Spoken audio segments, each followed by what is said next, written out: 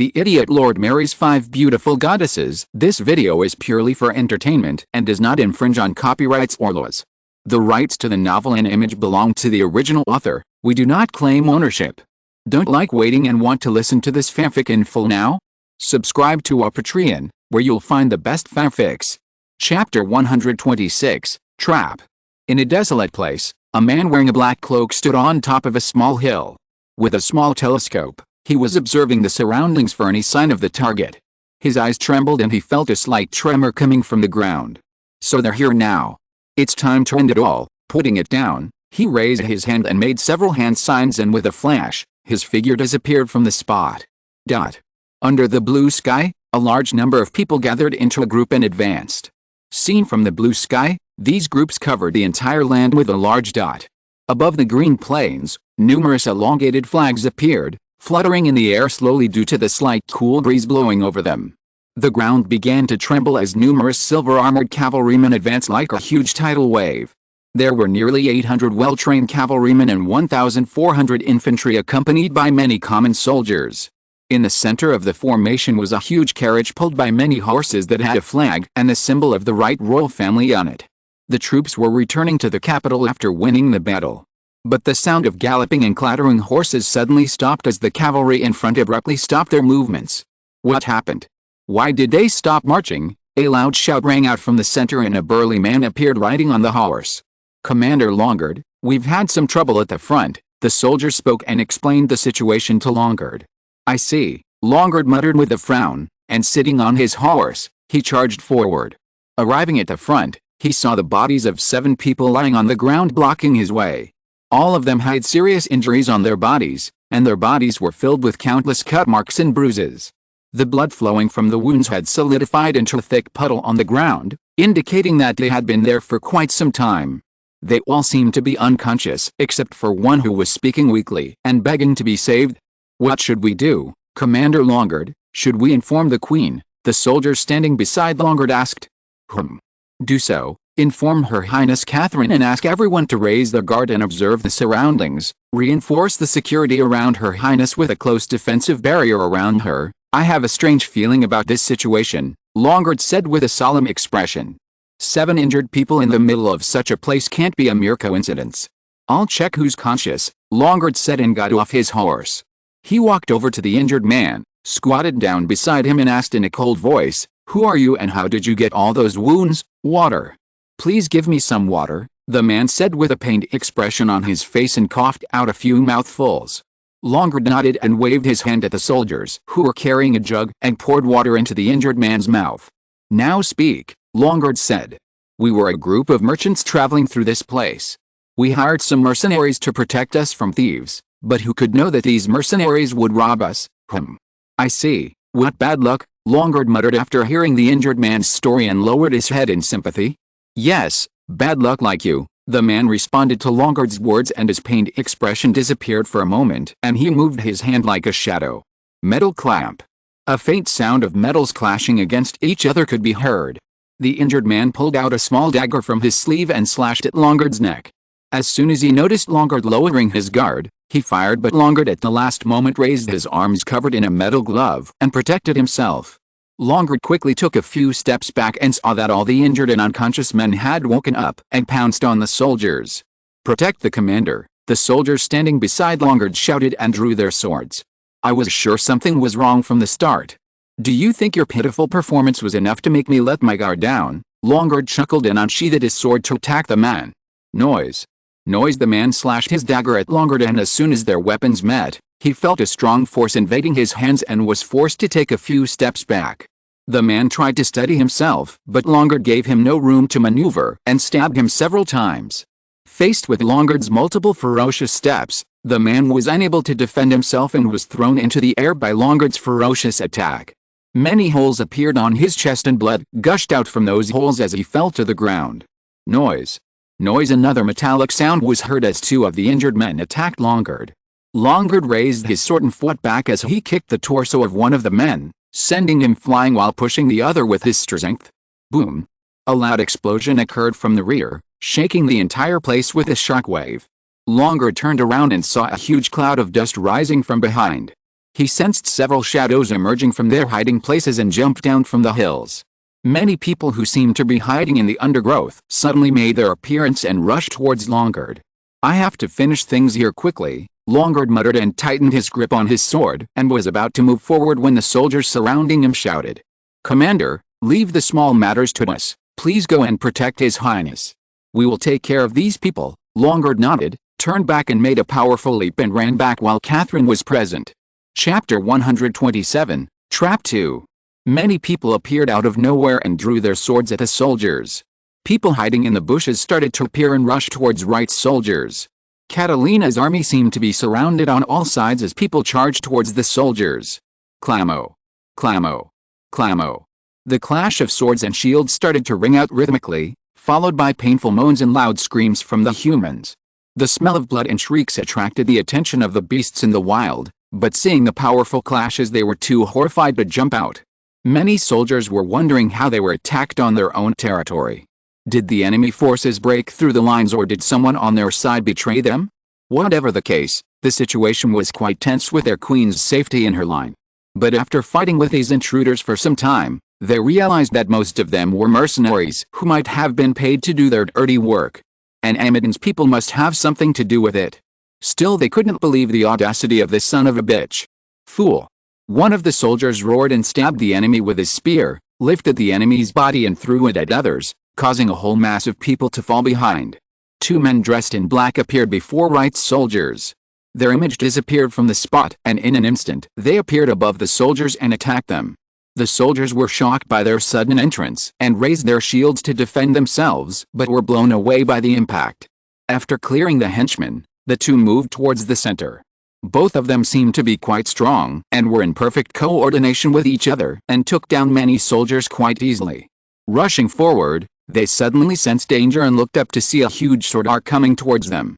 Seeing it, they stopped their advance and jumped back to dodge the attack. Bah! The terrifying sword arc hit the ground with a strong momentum, and shattered it, leaving deep cuts on it. Thud! With a loud noise, a man appeared holding a huge sword in his hand. The ground cracked as the man placed a huge sword on it, scaring many. The two black-clad men looked at each other for a moment and jumped towards the newly appeared man. "Look, it's Captain Matt, he sure can take down those two intruders," the soldiers standing at the side shouted and cheered. Matt, holding the hilt of the sword in his left hand, ran towards the enemy while dragging the huge sword across the ground. Raw!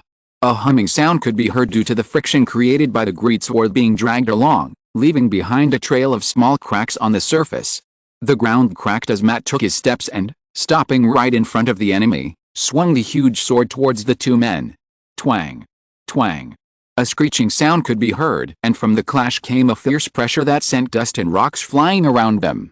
Even the soldiers standing near them were pushed back a few steps and felt the strong winds buffeting them. The two enemies were sent flying into the air, but they rotated their bodies in mid-air and one of them landed on the ground while the other moved away towards a tree. Balancing himself, he landed on the tree trunk. He used the tree trunk as a fulcrum and, bending his knee, kicked it to propel himself towards Matt with great momentum. Matt snickered and, with a stomp, launched himself towards the man who was raising his massive sword into the air. Tightening his grip around the hilt of his sword, he slashed with all his might at the man coming towards him. The man held his dagger and used it to change the direction of the massive sword's attack after knowing that he couldn't defend against a blow, but it was all useless against Matt's power. As soon as the massive sword collided with a dagger, it shattered it into pieces and the massive sword went straight past a man. Fuck. The massive sword cut through the man like butter without any resistance. The man was cut in half by Matt, and his body fell to the ground, bursting into two pieces with blood gushing out from the body.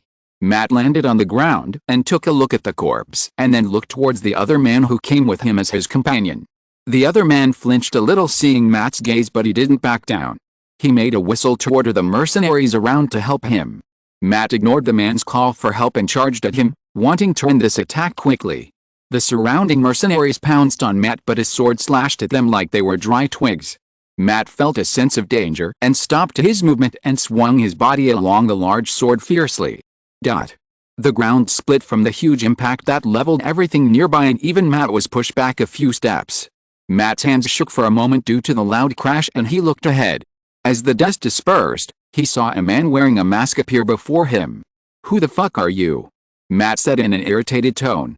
Furthermore, he couldn't believe that there was a master-ranked mercenary amongst these scum. "Master Matt. It's a pleasure to meet you. This humble man is graced by your presence."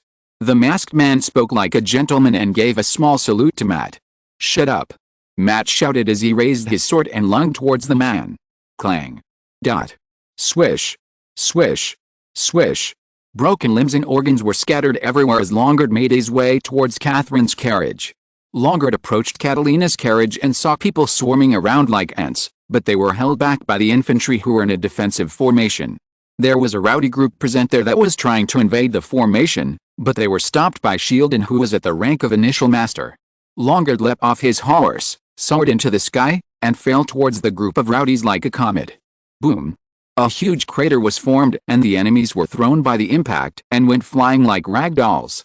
Raising his sword, he slashed his sword horizontally and an arc of the blade emerged from his sword that cut through everything in its path. "Sheldon, how are things going?" Longard asked. "Commander, I think we have problems at the rear. We need to support the rear forces." "Alright, I'll take care of it.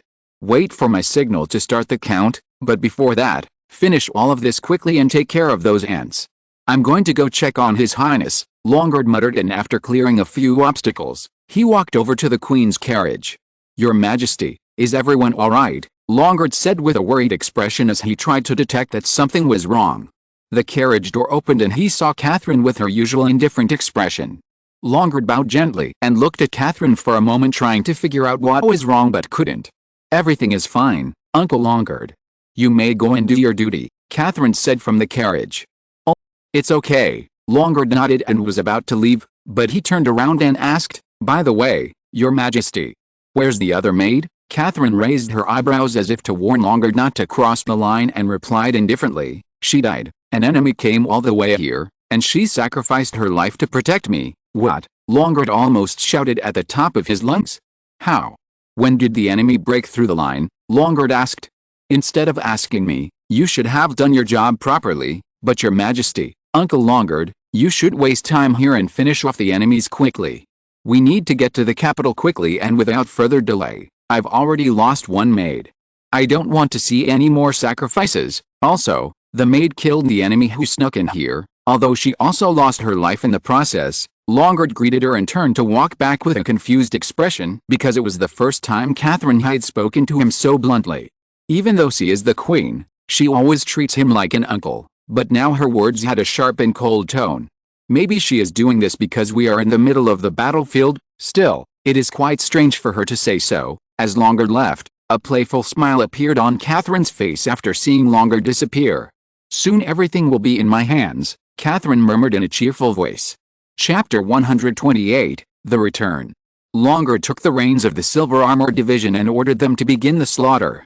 The cavalry that had stopped and surrounded the Queen's carriage began to move and began their merciless slaughter.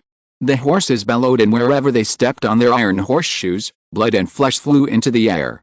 The blades and swords penetrated the enemy and made huge holes in their bodies. It seemed as if many sheep were trying to take down the tigers without knowing the consequences.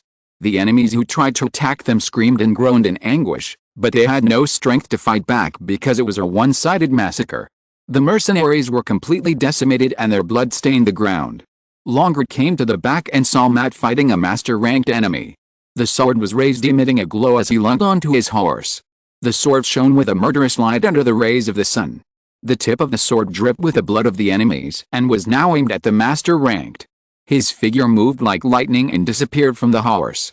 The master ranker, who was forcefully colliding with Matt, tried to push him away and gained some distance. Swish! As Matt was pushed back, a shadow flickered in front of him and he saw Longard standing in front of him. The master ranker, who took a step back, felt a pain in his left shoulder and saw a large cut on his shoulders. Blood gushed out from his wound, causing him excruciating pain. He gritted his teeth trying to suppress the pain and raised his sword to attack Longard, but stopped when he heard the loud sound of horns. The master-rank mercenary along with the entire enemy ceased their movements upon hearing the loud sound of horns and began to retreat. Seeing them flee, Matt asked, "Commander, do we just let them leave like this?" "No, we kill as much as we can, but we shouldn't take unnecessary risks after all. Who knows, following them may lead us into a trap," Longard said with a solemn expression as he watched the master rank flee. But he didn't chase after him. After all, the Queen's safety is their top priority. The soldiers didn't let the mercenaries leave quietly and killed as many as they could. Some were beaten like dogs until the life left their bodies, while others were brutally crushed under the horses' hooves. Seeing that things were settled, Longard loudly ordered, "Resume the march." While Catherine was heading to the capital, Alex and Christina had already arrived at the capital. But since Catherine hasn't arrived, Alex decides to sneak into the city with Christina and take a look at the capital. The name of the city was Azurban, which was built on the edge of lush plains along the riverbank and is truly an avant-garde display of wonders. Its uniqueness is matched by the backdrop of a majestic mountain that has helped the city reach what it is today. The trade resources that these mountains brought were of great importance. Trade seemed to be flourishing here and had attracted a lot of attention. Historically, this city of simple, ordinary people had grown into a diverse culture. Alex and Christina walked down the streets, strolling back and forth. It was the first time that Christina walked through the crowd and looked at everything with a hint of curiosity.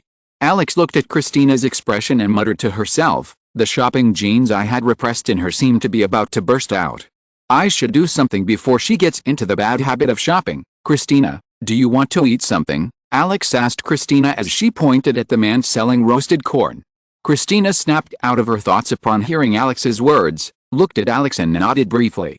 Alex pulled her towards the small stall and asked, "Have you ever eaten roasted corn?" "Roasted corn? I think so," Christina replied after a brief pause. "I see you haven't tried it yet," Alex said. "I told you, I think I've eaten it," Christina said with a pouty expression.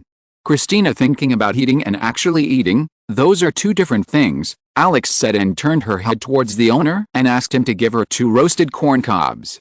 "That would be 2 copper coins," the owner replied. Alex nodded and took the tripe after giving the money and handed one to Christina. Christina took a bite and started chewing with an expression full of ecstasy. Alex smiled at Christina's satisfied expression and was about to take a bite when he heard a loud cheer from the crowd. People started running towards the city gates, pushing him aside. "What the fuck?" Alex shouted, seeing the unruly behavior of the people. "Kid, don't be angry." It seemed like the Queen had finally returned, the stall owner said, seeing Alex's irritated expression. "Ah. Christina, let's go there." "Okay." Christina nodded as she ate her fill, but Alex didn't wait for her to finish and pulled Christina along. Near the city gates of Azkaban, all the people of the capital seemed to be gathered there to welcome the return of their queen. As the sound of horses filled the area, the silver-armored cavalry stood at the front leading the march.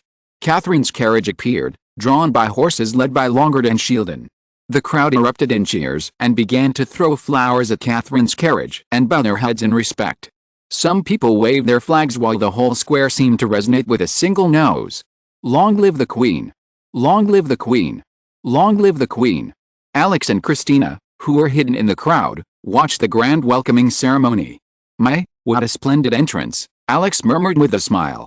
If you're listening to this novel on a channel other than Fanfic World, it means they downloaded and uploaded it without effort.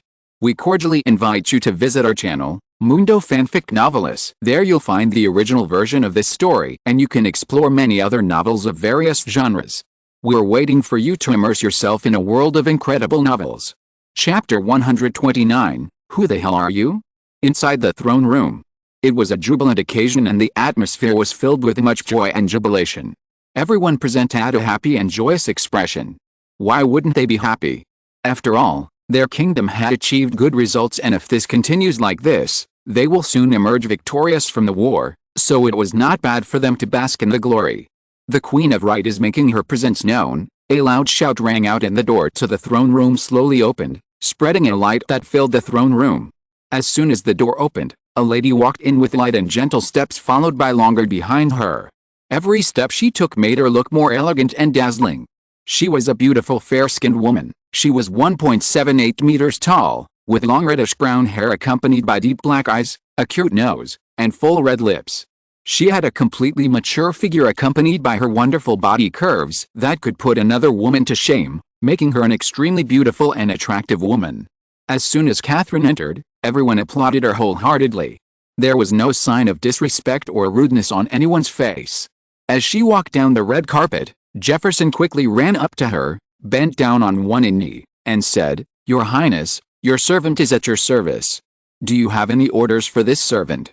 Seeing Jefferson's hurried approach, many laughed. After all, many knew what a bootlicker Jefferson is.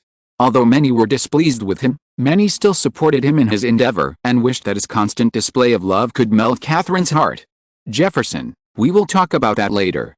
Let's finish with the official procedure first," Catherine murmured. "Yes, of course, of course. Why not?" Jefferson murmured and stood up, making way for Catherine. Catherine walked down the stairs and sat on the thrones and rolled her eyes at everyone present. "First of all, I would like to express my sincere gratitude for all the support you have shown us during the war period. Secondly, on the eve of a small victory your soldiers have brought us, I would like to host a banquet tomorrow. Now, let's begin the meeting," Catherine said.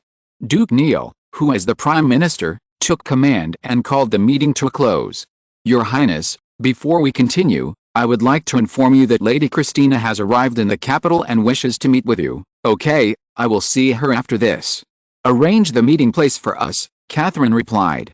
"Your Highness, Lady Christina wanted to meet now, and with her the King of Nevin had also come to visit us." As soon as the Duke's words fell, the entire place fell silent. The silence lasted for a moment, followed by loud shouts. "What is that idiot doing here? Wasn't he lying on his deathbed? Wait, I've heard rumors that he has recovered." Rumors are always rumors. How can they be true? As people began to murmur amongst themselves, Duke Neil coughed and drew everyone's attention. "You're all busy with preparations for war, so you might have missed the recent events." According to the reports sent by Madame Christina, the King of Nevin was the main factor that led us to victory at George Fortress. Also, the King of Nevin is at the last rank of disciple, so I asked everyone to keep their tongues under control. After all, he is the rightful King of Nevin and since it has already become normal, things are going to change very soon. Catherine heard Duke Neil's words and raised her eyebrows. There was a subtle trace of change in her expression. No one knew what that subtle change was. Was it happiness or a trace of panic?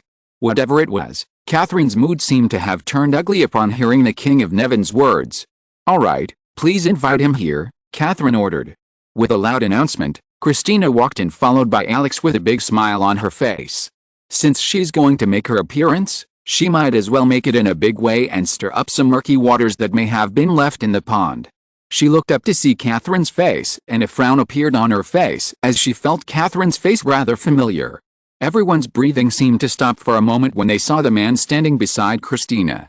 That man, his presence was enough to exert a powerful influence and make a strong impression on the eyes of the beholder. What's more, they couldn't even take their eyes off him. Longard, who was at the side, tried to compare the Alex he had in his memories to the one in front of him now, and of course, it was the difference between heaven and hell. Jefferson gritted his teeth in anger and muttered to himself, "How can this idiot be more handsome than me? This can't be happening." Jefferson couldn't hold it in any longer and stepped forward, trying to intercept Alex, and spoke to her with a small bow. "Greetings, Lady Christina." Alex raised his eyebrows at the recklessness of the man who ignored his authority and smiled. "We have a brave soul here. I'll sure enjoy peeling off some extra layer of arrogance from him." "Kekekokek, Lady Christina, are you telling the truth? I mean, is this man really the King of Nevin? He looks more like someone from your family. For example, take his bright golden hair that's quite similar to yours. Perhaps he's an illegitimate child from your family or your parallel family that has run away and you find him now," Jefferson said with a mocking smile. Many people shook their heads, thinking that this guy had lost control, while many laughed at Jefferson's words as if they were a joke. Christina's eyes widened, and she tightened her grip on the hilt of her sword as she glared at Catherine. Catherine knew that the subject of family had a soft spot for Christina, and she would execute anyone who dared to speak to Christina like that, but surprisingly there was no change in Catherine's expression despite Jefferson openly mocking her family and Alex. Unable to bear it any longer, he was just about to draw his sword when he heard a soft thud. Knock. Everyone heard the sound of small footsteps and looked around to see Alex taking another step forward. And as soon as his foot touched the ground, the entire atmosphere in the throne room froze with a deathly aura. Everyone felt a chill that penetrated deep into their bones, evoking fear deep within their souls. As Alex began to walk, instead of the sound of footsteps, sounds of splashing water could be heard. Everyone's eyes twitched in fear, and as soon as they looked down, they found themselves standing in a pool of blood instead of on the ground. Some even screamed and shrieked in fear, while others' voices seemed to get stuck in their throats. Alex raised his head and his eyes flashed a crimson blood color, and his gaze landed on Catherine, who flinched for a moment. In a loud and irritated voice, Alex shouted, "Bitch, who the fuck are you? Where the hell is my Catherine?" A thunderous noise echoed through the throne and shook the entire place. Chapter 130, Where is my Catherine? Alex ignored Jefferson's loud barking and didn't look him in the eye. Furthermore, he was preoccupied with something else. As the dog barked, Alex decided to activate the eyes of truth to assess the level of those present. Out of all the people present, most of them were pretty good, and even the dog barking at him had average to low potential, with which he had reached the rank of master by the age of 25, which is pretty good for low-level statuses like these. After looking around, his gaze fell on Catherine, who seemed to be watching the spectacle with great interest. Alex's eyes widened for a moment as soon as he saw the words on the screen. Name, Code A9 Class, Sorcerer Talent, Shape-Shifting Rank, Pseudo-Epic Rank. Seeing the screen in front of him, Alex's eyes widened and he was stunned for a moment. After being startled by the sudden blow, Alex's entire body trembled with insatiable anger. He couldn't even calm down even if he tried. On the throne, instead of his wife, was a shape-shifting sorcerer present who seemed to be watching everything that was happening around him. Alex didn't know if it was Catherine's plan or something else, but his heart felt heavy and he had a bad feeling about it. The small possibility of his wife being dead began to haunt him like a nightmare, and his previous trauma of being abandoned by Ava resurfaced. His breathing quickened and his throat became dry. He started walking towards the throne and his aura erupted from his body, and his killing intent materialized, and without beating around the bush he asked directly, who the hell was she? The entire place fell silent as Alex's words echoed out. Even Christina was dumbfounded for a moment and stopped upon hearing Alex's words. Jefferson's gaze exchanged between Alex and Catherine like the others, although he was startled for a moment, but his mind raced and concluded that this guy was trying to snatch the throne from Catherine by force. And Catherine needs brave soldiers like him to step forward and save her dignity. I won't let this guy's evil intentions affect Catherine. I will protect her dignity. Hey, you idiot. Who do you think you are? How dare you curse His Highness? You need to be taught a lesson, Jefferson shouted. But Alex simply ignored him and walked past him like it was nothing, which hurt Jefferson's ego. You! Jefferson screamed and placed his hands on Alex's shoulders. Peasants, get out of here and come back after learning some manners. A heart-wrenching scream erupted from Jefferson's mouth before he had even finished his sentence, and his sword appeared out of nowhere, and the hand he placed on Alex's shoulders was cut off in an instant. Arg! Jefferson screamed so loud that he felt like his throat was being torn apart, and he couldn't produce any more sound. He fell to the ground as his entire body shook violently as blood poured out of his severed hands. What recklessness is this? Catherine screamed. Uncle Longard, finish that bastard. Longard's entire body shook for a moment when he heard Catherine's words, and pulling out his sword, his figure disappeared from its spot and appeared directly in front of Alex and stabbed him with his sword. Appearing before Alex, he threw his sword at him without holding back. Boom. Due to the impact, a large crack appeared and the carpet they were on broke due to the clash, but Longard was horrified to see that Alex did not take a step back. Alex simply raised his two fingers and covered them with aura, as he directly held the tip of the swords with his two fingers. From their clash, small shock waves arose that pushed everyone back as many fell on their backs due to the intense clash. Longard tried to pull back his sword, but even after doing so, with all his strength, he could not even make the sword bulge. He felt as if his sword was not held by two fingers of this man, but by two large pincer-like claws that held it tightly. Alex stared at Longard, which gave him a deathly scare, and Longard almost felt a sickle on his neck when his gaze met Alex's. Uncle Longard, do you want to die? Alex spoke in a calm voice, but it was anything but calm. Longard closed his eyes for a moment, let go of his sword and said, Your Majesty, I'm with you. I even feel that there's something strange about the Queen. Hearing Longard's words, everyone fell into a stupor, and even the one acting as Catherine panicked, and her expression became distorted. She stood up from her seat while weighing the pros and cons and tried to escape, but Alex's silhouette teleported directly in front of her. A dagger emerged from her hand and she slashed at Alex's neck as soon as Alex appeared. Alex raised his hand, grabbed her wrist and twisted it terrifyingly and broke her wrist quickly. Crack! A painful moan escaped from her lips, but Alex showed no mercy and held his face and pushed him towards the throne with great force. Bang! Her head collided with the throne and broke its upper half and crashed straight into the wall behind it, creating a massive hole in it. The throne that had been a symbol of glory was decimated into pieces. The woman raised her leg and kicked Alex's face, but Alex simply opened his fist and grabbed her leg. Grabbing her face with his claw-like hands, both images flickered. They appeared on the ground and Alex, holding her face, violently slammed it into the ground. Bang! Bang! Bang! "Where's Catherine?" Alex asked in a dead voice that seemed to lack any emotion. The woman impersonating Catherine gave a pained smile and said, "In your dreams." Bang! Alex didn't wait for her to finish and began slamming her face into the ground again and again. Bang! Bang! Bang! Bang! "Did you think I would have mercy on you just because you're a girl?" The ground cracked and a deep imprint of a person's face formed on it as blood from his face dripped down and drained red.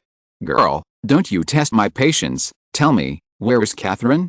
What have you bastards done?" The girl whose face had been crushed beyond recognition raised her face covered in grievous wounds. Everyone trembled at the sight of the girl's face. Just moments ago she looked like a heavenly beauty, but now she looked like an ugly duckling. Furthermore, the way Alex mercilessly beat her up made her hair stand on end in fear. Christina, who was standing on the sidelines, could sense that Alex was slowly losing control of her emotions.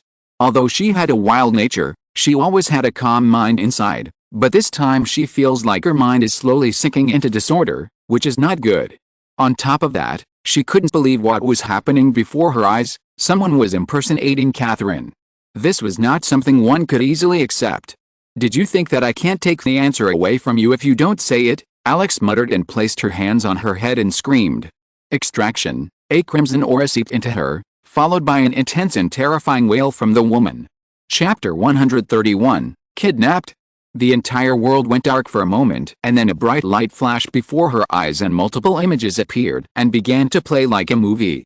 Alex looked at the memory of the girl who was born with the ability to shapeshift, which she learned about after awakening her mana. As the script of the woman's life played out, Alex's expression stiffened and her mood turned solemn. She looked at the memory where the woman was taken to a laboratory where countless experiments had apparently been conducted. And not only were there many humans imprisoned, but there were also many monsters and beasts imprisoned in the cell. The girl was forced to sleep with some kind of anesthesia, and then a dead monster was brought to the bed next to her, and people began to operate on the monster. After a while, they took out the monster's core, which was a very dark color which burst out with a faint dark light. They then transfused some of the monster's blood into it and then placed a core into it using some kind of spell. The woman's body flashed and mana surged violently and her body shook and thrashed.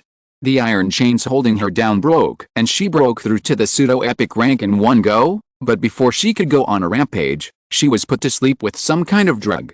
After that, she was trained to follow orders and her ability to shapeshift was discovered, making her a good assassin. Just like her, the experiment was conducted, but most people died and the success rate of the experiment was as low as 0.01%. And even after many years, only 11 people were able to survive the experiment that was responsible for Amidon's rise. Alex scanned the memories and finally found what she was looking for. A special force was created which was ordered to kidnap Catherine, and the girl was asked to replace Catherine and destroy right from within, and also take control of Nevin, which would easily fall into Amidon's hands. Amidon's forces with the help of mercenaries set up a trap as Catherine's forces returned to the capital. While the forces were busy dealing with the enemies, 6 pseudo-epic rank sneaks in as this girl uses her power to sneak towards Catherine's carriage. And then she called out to Catherine's carriage and killed one of her maids, and since neither Catherine nor the remaining maids were strong enough to deal with her, it was easy for her to make Catherine lose consciousness and kidnap her. Alex felt a slight headache after seeing the memories and let go of her hand. The screams of agony coming out of the woman ceased and her head fell to the ground. But before she could hit the ground, Alex's legs shifted and she fiercely slammed her knee into his face. AUMM.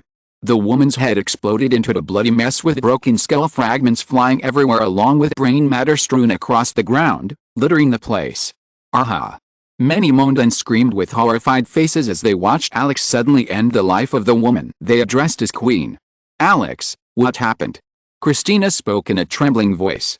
She could feel Alex's intense bloodlust seeping out from her body and enveloping her entire body. Alex snapped out of her thoughts as she heard Christina's voice and looked at her with a cold expression. Catalina had been kidnapped by those Amidon lords. What?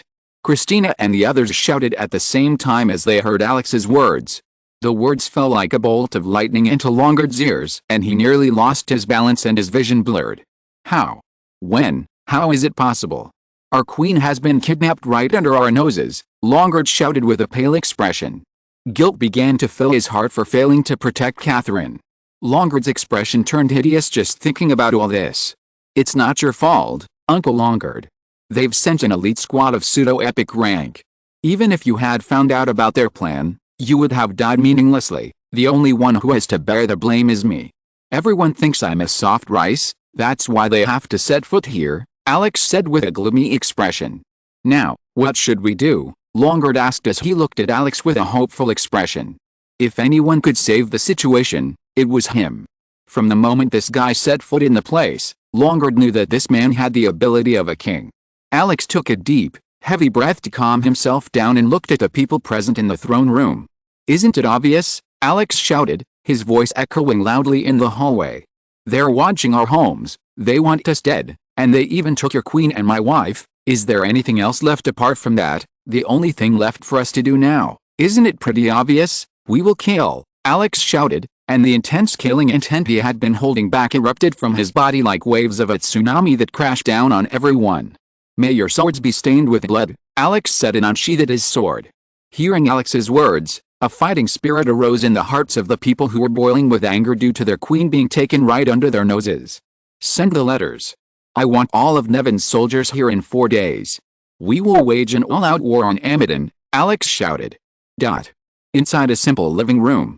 Alex walked around the room as he looked at the things that were kept there. He was in Catherine's room and he looked around observing every little detail. From the noble's point of view, the room was quite simple.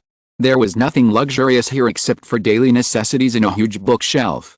Your Majesty, here is the scroll. Alex heard the maid's voice from behind and walked over to her and took the scroll that contained Catherine's painting. Alex opened the folded scroll and his eyes nearly popped out of his head and he tightly clenched the edges of the scroll after seeing the image of Catherine that looked almost similar to her. This is a joke, isn't it? Notice, hello readers, I hope everyone is doing well. My exams are finally over and I should have moved on to the usual update schedule, but you see that the updates are slowing down. I recently had a high fever and tested positive for the coronavirus, so I'm having a hard time writing. I will try to update at least one chapter every day, but next week, due to privilege settings, it may take time to set up the chapters. So I ask for your full understanding. Chapter 132, Legendary Great Artifact. Alex's heart raced as he saw the familiar yet unfamiliar figure in the painting. Alex already had a hunch when he saw the sorcerer impersonating Catherine, but he had kept it in the corner of his mind at the time. He didn't even want to think about that possibility, but no matter what he does, he can't run away from it now. Now when he saw Catherine's picture, he could see the slight similarities between Catherine and her which he could identify with just one look. Her face accompanied by those cold eyes and icy expression are similar to Ava's except for the hair color and eyebrows. Ava. Alex muttered as he slid his hand across the pictures. Alex carefully rolled up the paper and started thinking about it. Did the goddess know about it from before and kept it hidden from me on purpose? Alex muttered as he rubbed his forehead. No, that's not it. Alex recalled certain memories where after being beaten up quite brutally and being bored due to daily training, he told them about a modern device that could eliminate boredom. He could remember the expression of the goddess when they heard his words and felt like they had been struck by thunder. Although goddesses can know everything and look into the past, they can only see the scenes and memories of this world. They cannot pry into the memories of his previous life because they are bound by the will of the world and cannot see the memories of anyone's previous lives. They were even afraid that his soul would be extinguished by the will of the world if he was found to be carrying memories of 2 lives, which is a serious taboo and should not be allowed to exist because it is against the law. So since they knew nothing about his previous life, they should not know anything about Catherine either. Anyway, it's purely a coincidence, or maybe it was the work of some strange fate. Whatever it is, this only makes me angrier. Damn it, Alex roared at his futility. In his first life, Ava died worthlessly, and in this second life, if by any chance Catherine is Ava's reincarnation, then even in this life, he failed to protect his loved ones. Alex gritted his teeth as he felt the helplessness of being unable to do anything while his wife was being kidnapped by those morons. Should I infiltrate Amedan and try to save her? Alex muttered but shook his head. After all, this was nothing more than suicide. Unless he does something taboo or forbidden to increase his power, There's no way he can defeat Amidon's forces on his own. Besides, Amidon had 11 pseudo-epic ranks and who knows how many more variables are present there. I don't know how the goddess can allow this to happen. What if something bad were to happen to Catherine, those useless goddesses? Damn it, Alex took a deep breath trying to calm himself down. This was all a long-term game on Amidon's part, or maybe Amidon is just someone else's chess piece since there's no way Amidon can pull off so many tricks on his own, even though it's a level 5 vassal kingdom. Alex, are you okay? Alex heard Christina's voice and turned around to see Christina and Longard behind him. When did you arrive? Alex asked. We arrived quite a bit early, but you seem to be lost in thought for a while, Christina replied. I see, Alex muttered as he rubbed his forehead. How long will it take for Ria and the others to arrive? Alex asked. It would take 2 to 3 days from tomorrow for them to arrive if no problems occur, Christina replied. Alex rubbed his chin and pondered for a moment. Uncle Longard. Please sit down. I wanted to ask you something. Longard nodded and wiped the sweat from his forehead. He was afraid of Alex. Goosebumps rose on his skin as Alex's gaze fell on him. This guy looked like a monster when he got angry. As everyone sat down, Alex intertwined his fingers, pondered for a moment, and spoke. Uncle Longard, tell me why Kinley attacked Wright. I don't understand what grudge he has for destroying one of their growing states so brutally. I've tried to investigate, but everything seems to be useless. That's why I want to know the real reason for the attack on Wright. Your Majesty, you can't find out even if you searched like hell, because only 2 people in Wright knew about it, me and Your Highness. I'm not sure about the other side, but except for the Emperor, only his trusted aide and followers would know about it. Alex nodded and asked Longard to continue. Your Highness, you should know that every kingdom had its artifact or family heirloom. Alex raised his eyebrows upon hearing Longard's words. Even their Nevin had an artifact, but what artifact did Wright have to attract so much attention that even the Emperor directly barged in here? You see, Wright's artifact was something special. It had been in the treasury for centuries without any use until it reacted to Her Highness Catherine. Catherine was the only one who could activate it, Alex muttered, rubbing his chin. You see, the artifact we had wasn't something ordinary kingdoms should have. Our artifact was a legendary grade artifact. Alex and Christina's expressions changed and they were both shocked by the sudden revelation. Legendary grade, Christina muttered and closed her mouth with her palms due to shock. One is shocked by the grade but it's nothing compared to how it works, Longard said. It was a defensive artifact that could cast a shield in a wide area that couldn't be broken by anyone below the mythic rank. Alex gulped and brought his hand to his face upon hearing the details with a shocked expression. Uncle Longard, are you kidding me? Chapter 133, Heavenly Massage. Alex was already feeling numb after receiving so many shocks. Legendary grade artifacts can spark a war even between empires, and even more so between kingdoms. Moreover, the artifact Wright had can prove very useful in wars and many other situations. Having such an artifact was truly a double-edged sword. He understood one thing, the artifact was a harbinger of destruction for Wright. After all, no one could resist the temptation of possessing such an artifact. Wright mainly relied on that artifact to defend himself and wear down the opponent and then counterattack when the opponent's morale was low, Longard began to explain.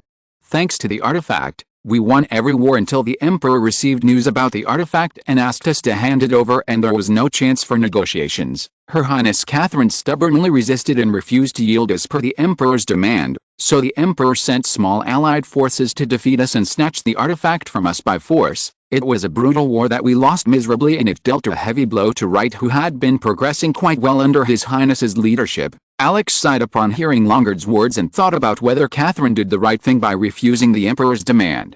Although he understood that it was a family heirloom and even he would be reluctant to give it away, before he could do so, what else could be done?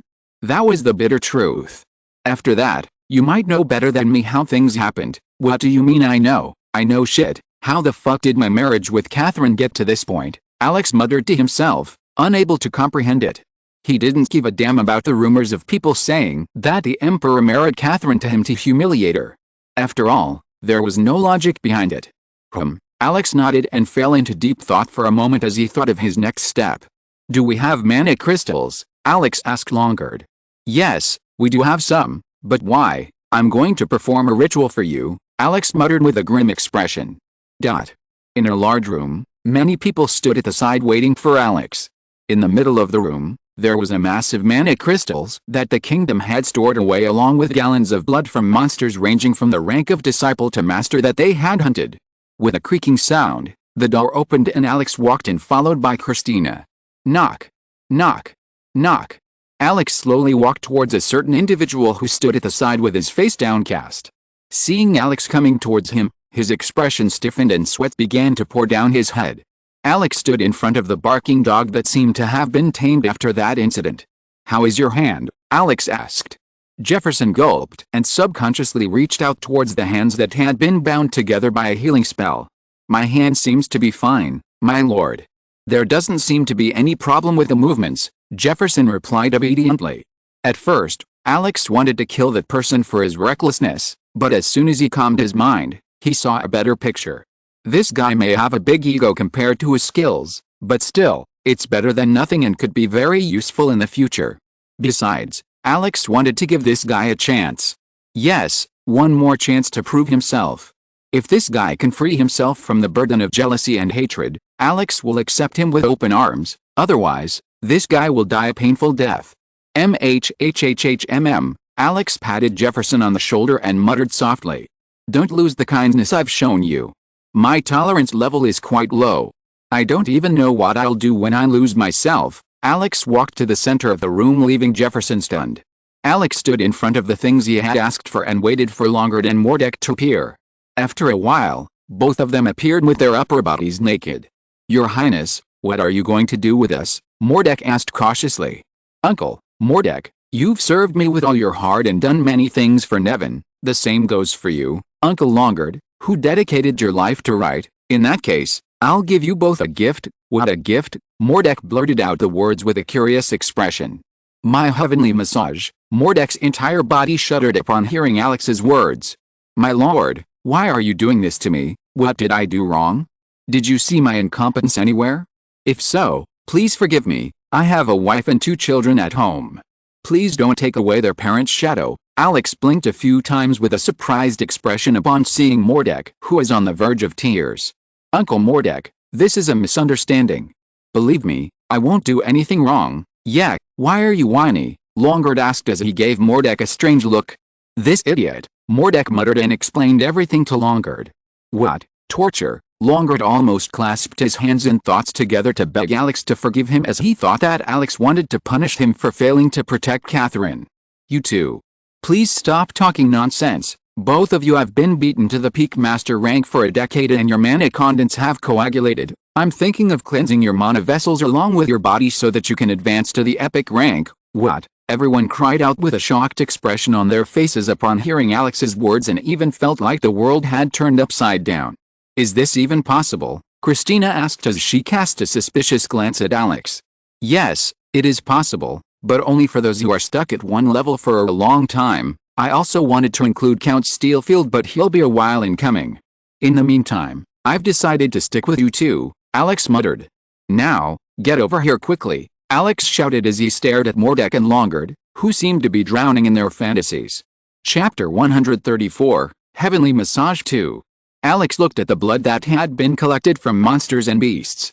He first analyzed the contents and then mixed it into a container with a proper ratio.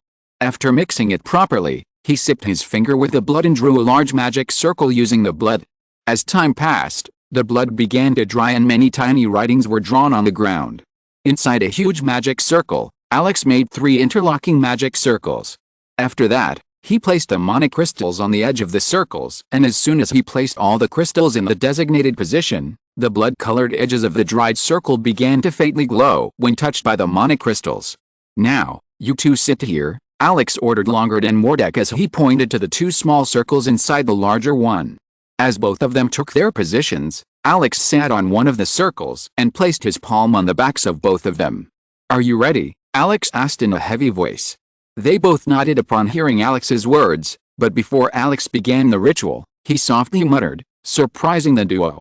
"Brace yourself for impact." With these words, the magic circle began to emit a white glow and the crystals placed upon it began to vibrate. Alex muttered the spell and a sudden influx of mana began to occur within him, and the mana from the crystals began to flow into his body. Alex gritted his teeth as he felt a severe headache from the sudden influx of mana, which he slowly channeled into Longard and Mordek's bodies. Host, are you sure about this? He will be exhausted and may lose consciousness for a few days as the spell will take a toll on his body. Alex heard the system's warning but decided to ignore it. After all, no matter what, he needed to do this. After all, Amadon had many epic rankers on his side and currently, Alex was the only one who could defeat them. Stop fighting like a child. You're going to ruin the spell, Alex said angrily and focused on the things in his hand. A strong gust of wind began to radiate from the circle while Mordek and Longard felt a strong burst of pain in their bodies. They felt as if strong waves were crashing inside their bodies and their vessels seemed to tear from the sudden influx of mana. Their vessels, which had been clouded by impurities for years, began to rhythmically expand and contract as the mana forced its way through. A dark gray substance emanated from their skin, emitting a disgusting odor. Everyone closed their noses at the smell of that disgusting and revolting odor. What the hell is that? It's disgusting, all the soldiers present there muttered quietly, not wanting to disturb Alex, otherwise who knows, he might hang a sword on them. Mordek and Longard who were undergoing the process wanted to scream due to the intense pain, but no voice came out of their throats. The pain they felt now was similar to that of all the bones in their body being broken. Their eyes glowed with a faint blue light and blue fumes began to exhale from their mouths. The mana crystals began to grow smaller and eventually diffused into nothingness. A fierce glow began to evolve from both Longard and Mordek as the mana began to give way around them. Mordek and Longard, who were on the verge of losing consciousness, suddenly felt revitalized due to the influx of mana from all sides. They felt their breathing grow stronger and all the pores in their body opened and began to suck in mana fiercely. Crack. A small crack followed by small pops left Alex speechless. But luckily Christina jumped up and held Alex who seemed to have lost consciousness and was sweating profusely. Christina looked at the two glowing bodies whose glow covered the entire room. When the glow disappeared, everyone looked at the two figures that emerged from the bright light. Seeing Mordek and Longard, their eyes nearly popped out of their sockets and their jaws nearly dropped to the ground. How can this be possible? What did your majesty do? Amidst loud chatter, Mordek who had finally managed to reach the epic rank looked down at his hands and a deep frown appeared on his face. He looked at the glowing skin and ran his hand over his face to find that he had no beard and the skin was rather smooth like in his younger days. He turned his head towards Longard and shouted loudly. Bastard, who the fuck are you? Where's that old man Longard? And who the fuck are you and what do you mean, old Longard? I'm only 38 years old and I'm still young? As they both argued for a while, they felt a growl coming from their guts and suddenly they both felt like vomiting. Azulurg, a massive dark substance began to fall as they continued to vomit. Christina, who couldn't bear it, looked at Alex who had fainted due to the spell and ordered the servant to take Alex to his room. Horizontal ellipsis. After an unknown amount of time and having had a good night's sleep without any nightmares, Alex woke up from his bed with a yawn. Stretching his back lazily, he got out of bed and as he looked around the place, his expression froze. Wait? I wasn't dreaming, was I? Alex muttered as he recalled the things that had happened recently. Shit, he cursed loudly and walked out but stopped as he saw many servants lining up to greet him, but he wasn't familiar with each of them. Where's Christina? Take me to her, Alex ordered and started walking. Your Highness, Lady Christina is gone. Hey, Alex stopped and turned to look at the servant and asked, where did she go? She had gone to war, the servant replied as he gave Alex a heart attack. Chapter 135, I am a woman born to fight. Alex felt the entire world spinning around him after hearing the maid's words. He had just woken up after taking a nap and the war started. What was going on here? The Amadon started the war so quickly, Alex muttered to himself with a confused expression. When did the war start? No, before that tell me how many days was I unconscious? Was it a day or more? Alex asked with a panicked expression. Your Majesty, you've been unconscious for 2.5 days, the maid replied with a soft nod, but as soon as he raised his head, she flinched back a little at the sight of Alex's dead expression. I've been unconscious for 2.5 days, Alex muttered in disbelief and felt guilty at the thought that he had left everything to Christina while he was sleeping. While I was sleeping, Christina must have been under a lot of pressure and had to take my place to carry out the plans. I'm an idiot. Trash, Alex muttered as he clenched his fist tightly.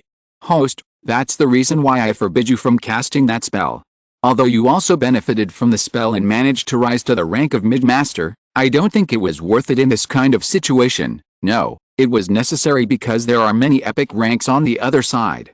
You need to have some cards. Alex put aside the complaints about the system, looked at the maid, and asked, "What about Nevin's forces? Did they arrive, Your Majesty?" Lady Christina had left 2 days ago, and Nevin's forces, instead of coming here, went straight to the front, and there was a person named Ben who came here with the information of some things but left after giving the details, and there was also a lion that was brought by that person. Alex raised his eyebrows and asked about Leo as he headed into the room to open the map. Horizontal ellipsis. It would take me a day and a half to get there if I move via horse, but if I use the flight spell, I can get there in 4 hours, but that would use up all my mana, Alex muttered as he rubbed his chin. He read the letter Ben had left for him and was quite satisfied with Nevin's progress. Rita had taken good care of Nevin in his absence. She had suffered a bit. No, all my wives had suffered, Alex muttered in a melancholic tone. He dismissed those negative thoughts and began to think about the things he needed to do. Flight spells consume 3 mana per minute, and in order to get to the place, he would need to squeeze out all of his mana reserves. As Alex fell into deep thought, he heard a roar. The roar brought Alex out of his thoughts, and he looked around to see a large lion leaping at him. "Leo, is that you?" Alex shouted with a surprised expression. Leo had grown quite a bit and had already reached the rank of middle disciple. "How the hell did you reach the rank of disciple so easily?" Alex asked curiously as he rubbed his fur. Roar. Roar. "Leo, he's talented and a genius unlike you." Alex raised his eyebrows as he somewhat understood what Leo was saying due to the bond. Bond. I see. My advancement must have given Leo a boost. Alex, who was rubbing Leo's thick fur, suddenly stopped and stared at Leo intently, making him shudder a little. Leo is now at the rank of disciple. He's surely faster and better than war horses. I can use it to traverse half the distance and then use a flight spell. With this, I can reach the location in 12 to 16 hours. Yes, I can do it, Alex shouted, giving a gentle smile that shook Leo for a moment. Ha, Leo, I didn't raise you in vain. It's time for you to do something good for this lord.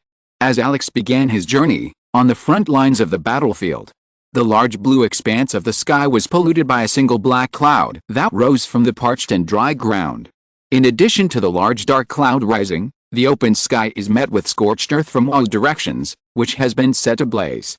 The ground was littered with corpses, bodies of the defeated army that had been beaten pathetically, and some even had their faces disfigured while others had their heads rolling on the ground only to be crushed by another stomp of the soldiers and turned into a bloody mess. Crows and vultures seemed to be attracted by the bloody mess and gather around the rotten-smelling food lying around and come in groups to enjoy the feast.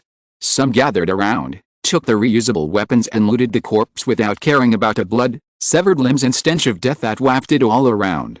Arrows flew and whistled through the air while some men sobbed and whimpered in fear. Swords and shields clashed against each other, creating a sonorous melody of death. On a certain pile of corpses stood a figure with long, golden hair disheveled. His chest rose and fell as he breathed deeply and heavily. Exhaustion could be seen on his face along with a pained expression. His eyes trembled, and he swung his sword with all his might as he felt a sneak attack coming towards his head. Clanking. 2 swords clashed, and a loud explosion shook the place as a figure was thrown by the impact and crashed into the ground, spitting out a mouthful of blood. The body was dragged across the ground, leaving a trail of blood alongside the pieces of armor that were torn off and fell due to the impact. Suddenly, a figure materialized and swung his sword rather listlessly. A sword blade emerged from his sword, which descended to the ground and killed many in an instant. Some soldiers who saw Christina injured ran towards her trying to help her, but her body was decimated into pieces with a single strike from the man's swords, followed by loud mocking laughter. I have heard much about Lady Christina's valor, but it didn't seem like much to me. It seemed like it was all rumors that had been made up, the man said with a big smile on his face. Standing up on shaky legs, Christina wiped the blood off her lips and looked at the figure that sent her flying like a rag doll with a single blow. Christina's expression stiffened when she saw the figure whose strength seemed to be around the epic rank but wasn't at the epic rank at the same time. Pseudo-epic rank, Christina muttered weakly as she recalled Alex's words. Both Mordek and Longard were guarding the east and west sides, where epic-ranked warriors from Amadon seemed to have been seen, but now another one appeared here. Lady Christina, seeing you injured like this hurts my heart and soul. A beautiful lady shouldn't be on the battlefield. Women should stay at home and take care of housework, bear children, and and serve men. The battlefield is for the man, while beautiful flowers like you should not participate. Hearing those mocking words, the image of a certain man appeared in her mind where, unlike others who scrutinized her, he respected her decisions. Although the time she spent with him was short, it was still quite peaceful and comforting. Her blood began to boil upon hearing the words of such a narrow-minded person. Pointing her sword towards the enemy with eyes filled with resolve and coldness, Christina spoke. Most women are born to raise a family, grow up, give birth to children and feed them while taking care of households and serving their husbands and fulfilling the duties of a woman, or at other times they become nuns if they are widowed, to spread the word of holiness and preach morality. But there are some who are born differently, and when these kinds of women, instead of living their life like a flower, are thrown into the fire to face the harsh life, they do not break under the intense pressure but instead become hard, sharp-edged weapons. I finally discovered, on that particular morning of chaos, that despite being ostracized by people for much of my life, I was a woman who was born to fight, just as he said. I was a flower that was destined to bloom to the fullest among the bodies of the dead and the Red River, a smile capable of melting anyone, even those with a heart of rock, bloomed on Christina's face, silencing everyone on the battlefield who looked down on women. Today, I will show you how fierce women are. If you're listening to this novel on a channel other than Fanfic World, it means they downloaded and uploaded it without effort. We cordially invite you to visit our channel, Mundo Fanfic Novelists. There you'll find the original version of this story, and you can explore many other novels of various genres. We're waiting for you to immerse yourself in a world of incredible novels. Chapter 136, Killing an Epic Rank. This time, the call of war came from right side, and it was Christina who decided to attack first. She received reports of large movements from the front and learned that Amadin was gathering his forces.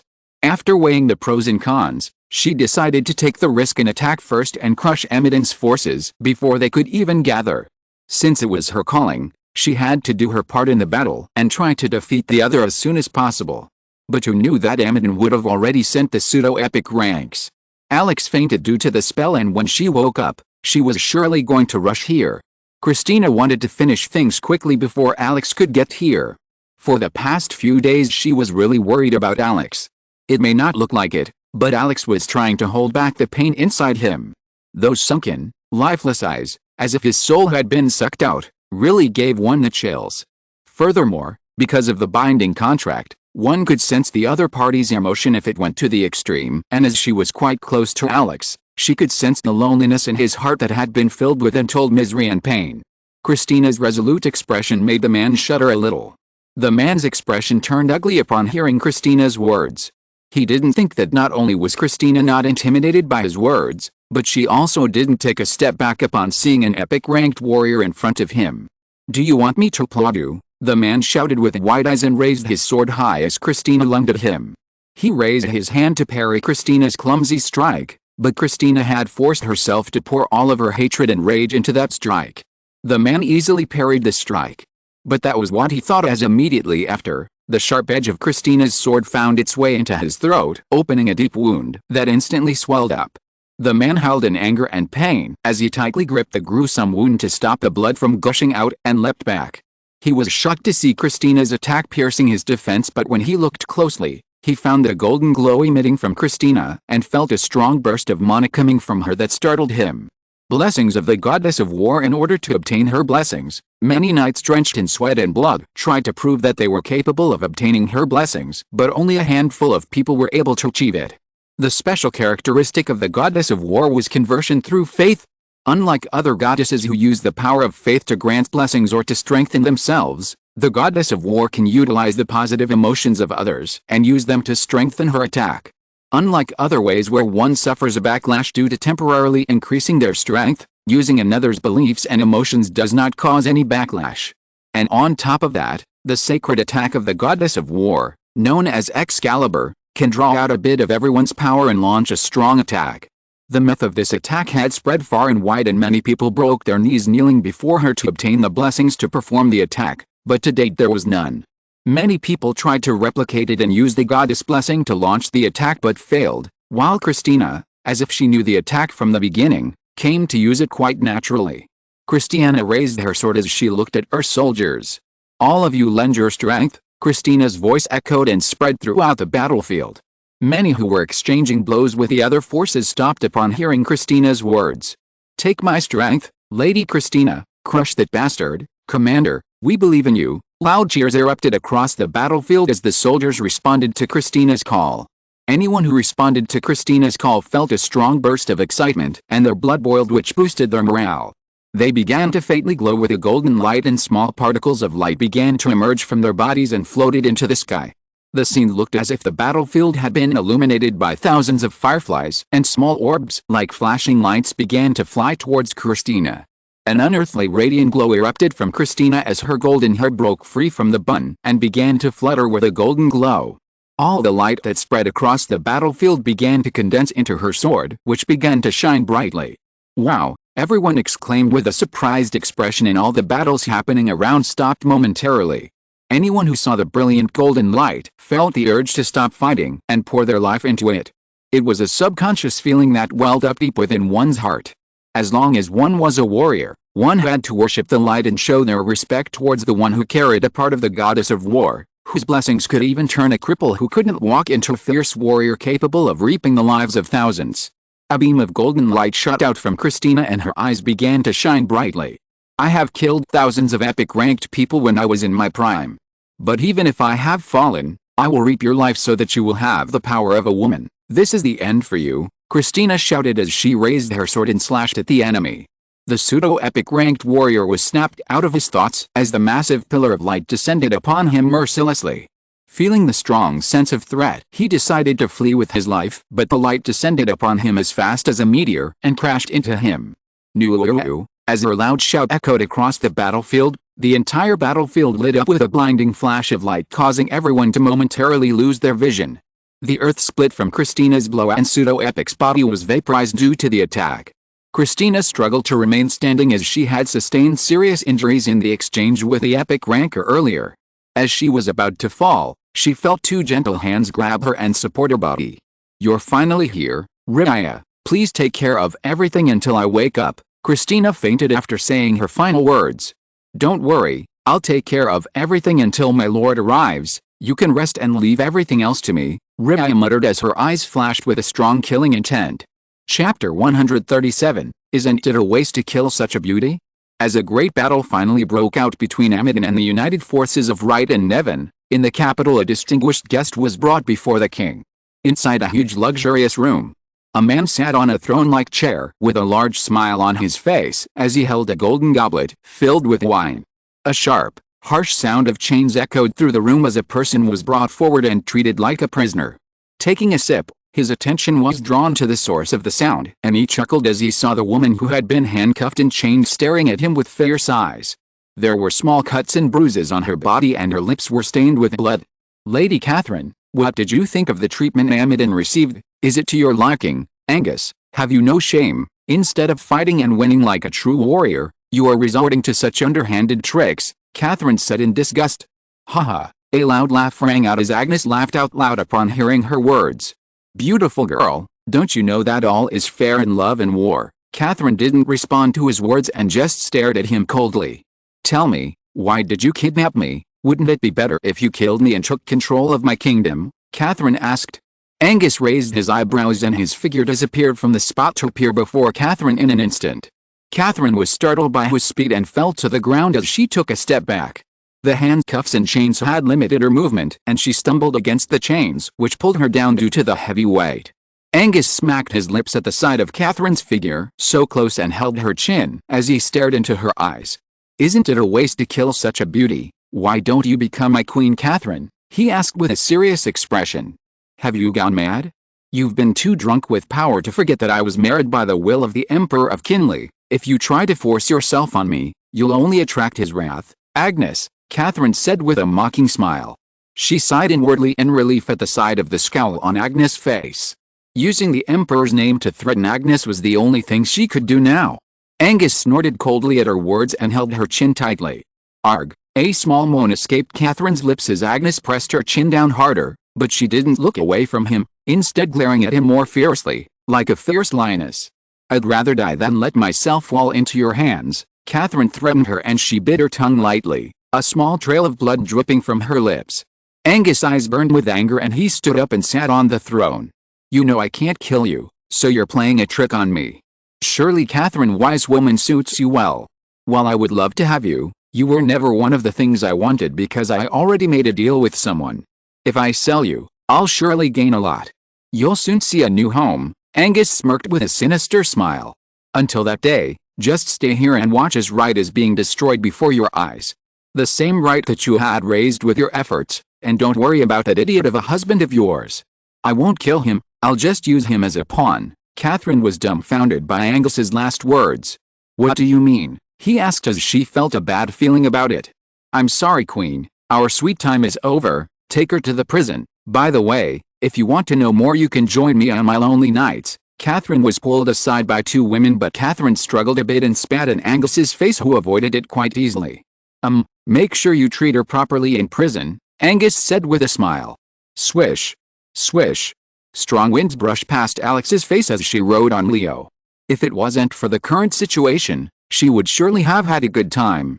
Leo was quite a bit faster than a horse and was much more versatile compared to the horse, as he could run, even on rough terrain. As Alex watched everything calmly, Leo, who was running along the road, suddenly changed direction in the middle and took the path to the right. "Leo, what are you doing? We're deviating from the marked path," Alex shouted, but Leo didn't seem to pay attention to his words.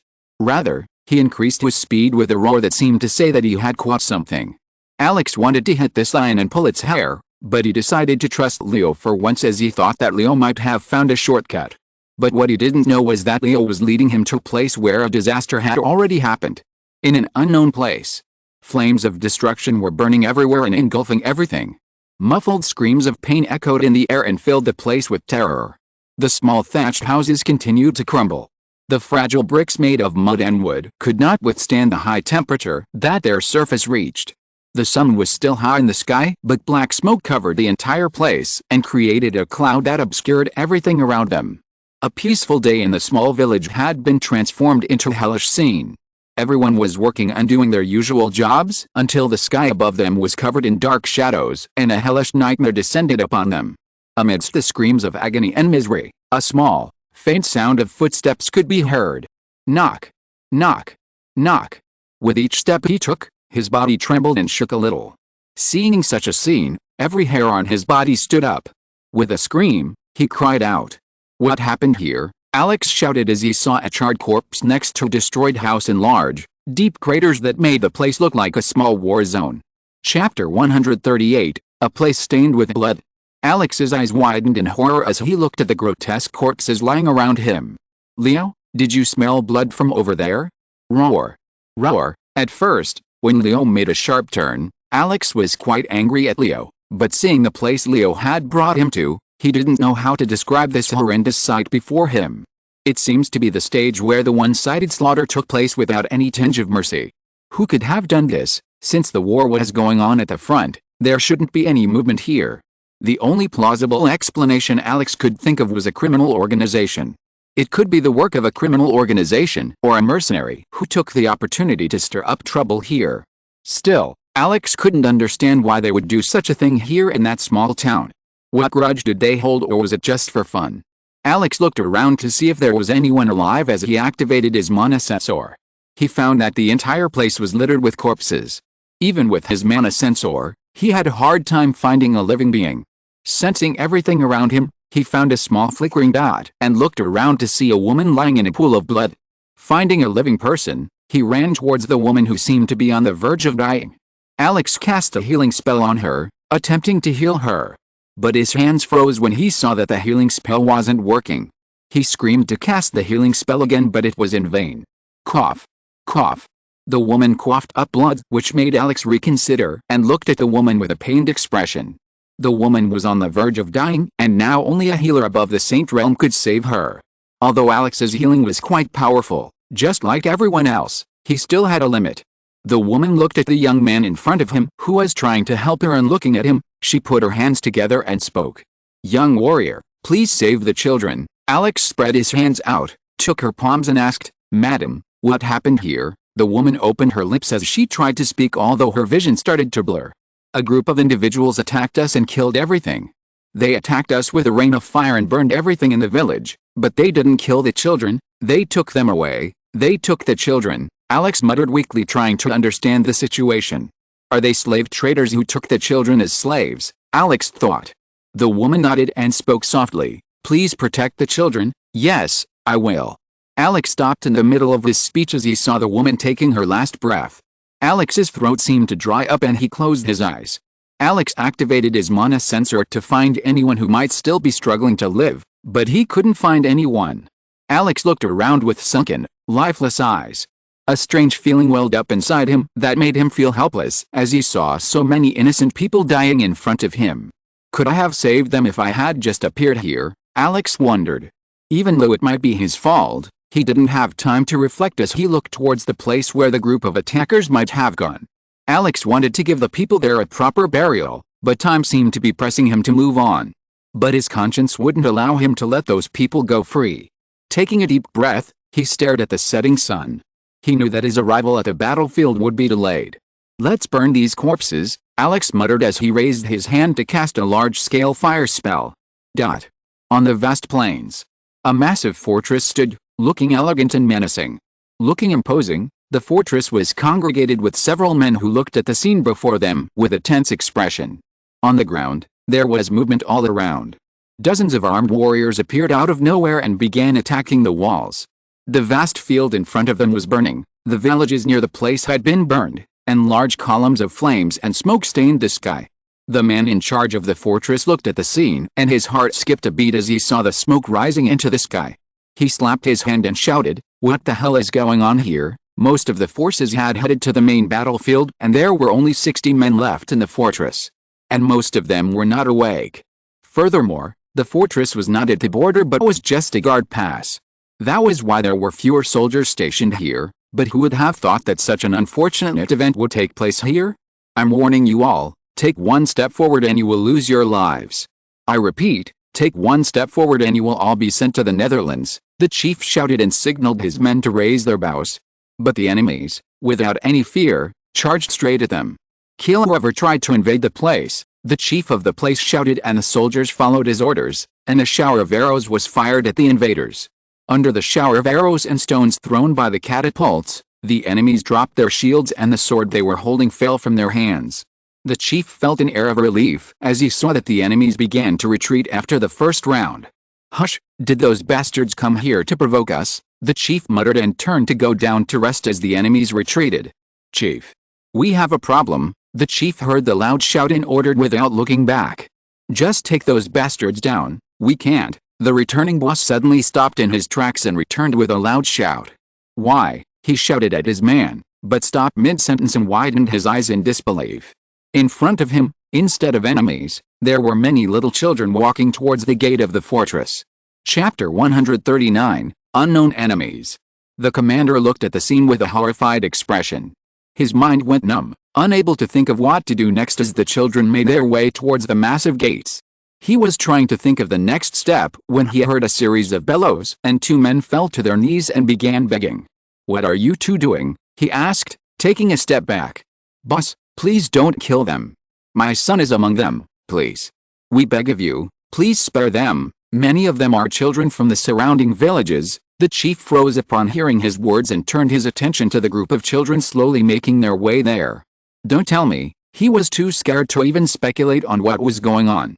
Most of the people here were ordinary people and if someone was found with talent, they were sent to the special forces, so all the people guarding this place came from the nearby villages. He was the only one who had reached the rank of disciple early, and there were 3 squires ranked below him. Other than this, everyone here was asleep.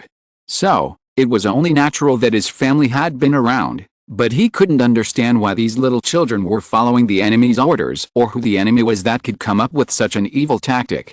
Form a team and go there to rescue the children, he ordered before the expectant gaze of the village. Their eyes widened in relief upon hearing their boss's order.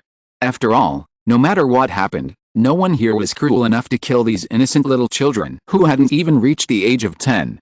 But as soon as they opened the gate and started moving towards the children, the enemies who were hiding suddenly acted up and started attacking.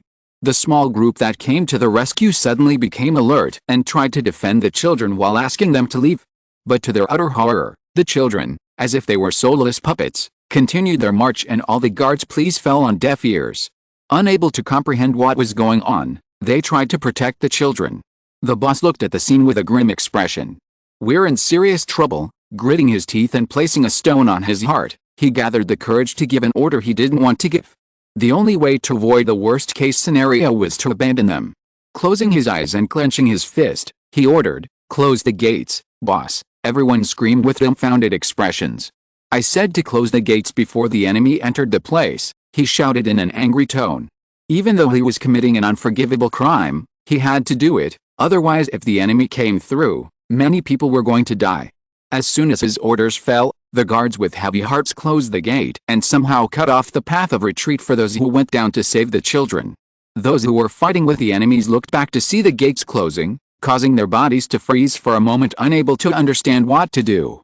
Being surrounded by enemies from all sides and now the gates closing was skin of abandoning them. They weren't worried about themselves, but about the pitiful little children who had been forcibly dragged here. Only God knows what kind of sorcery this was and how such an enemy appeared here.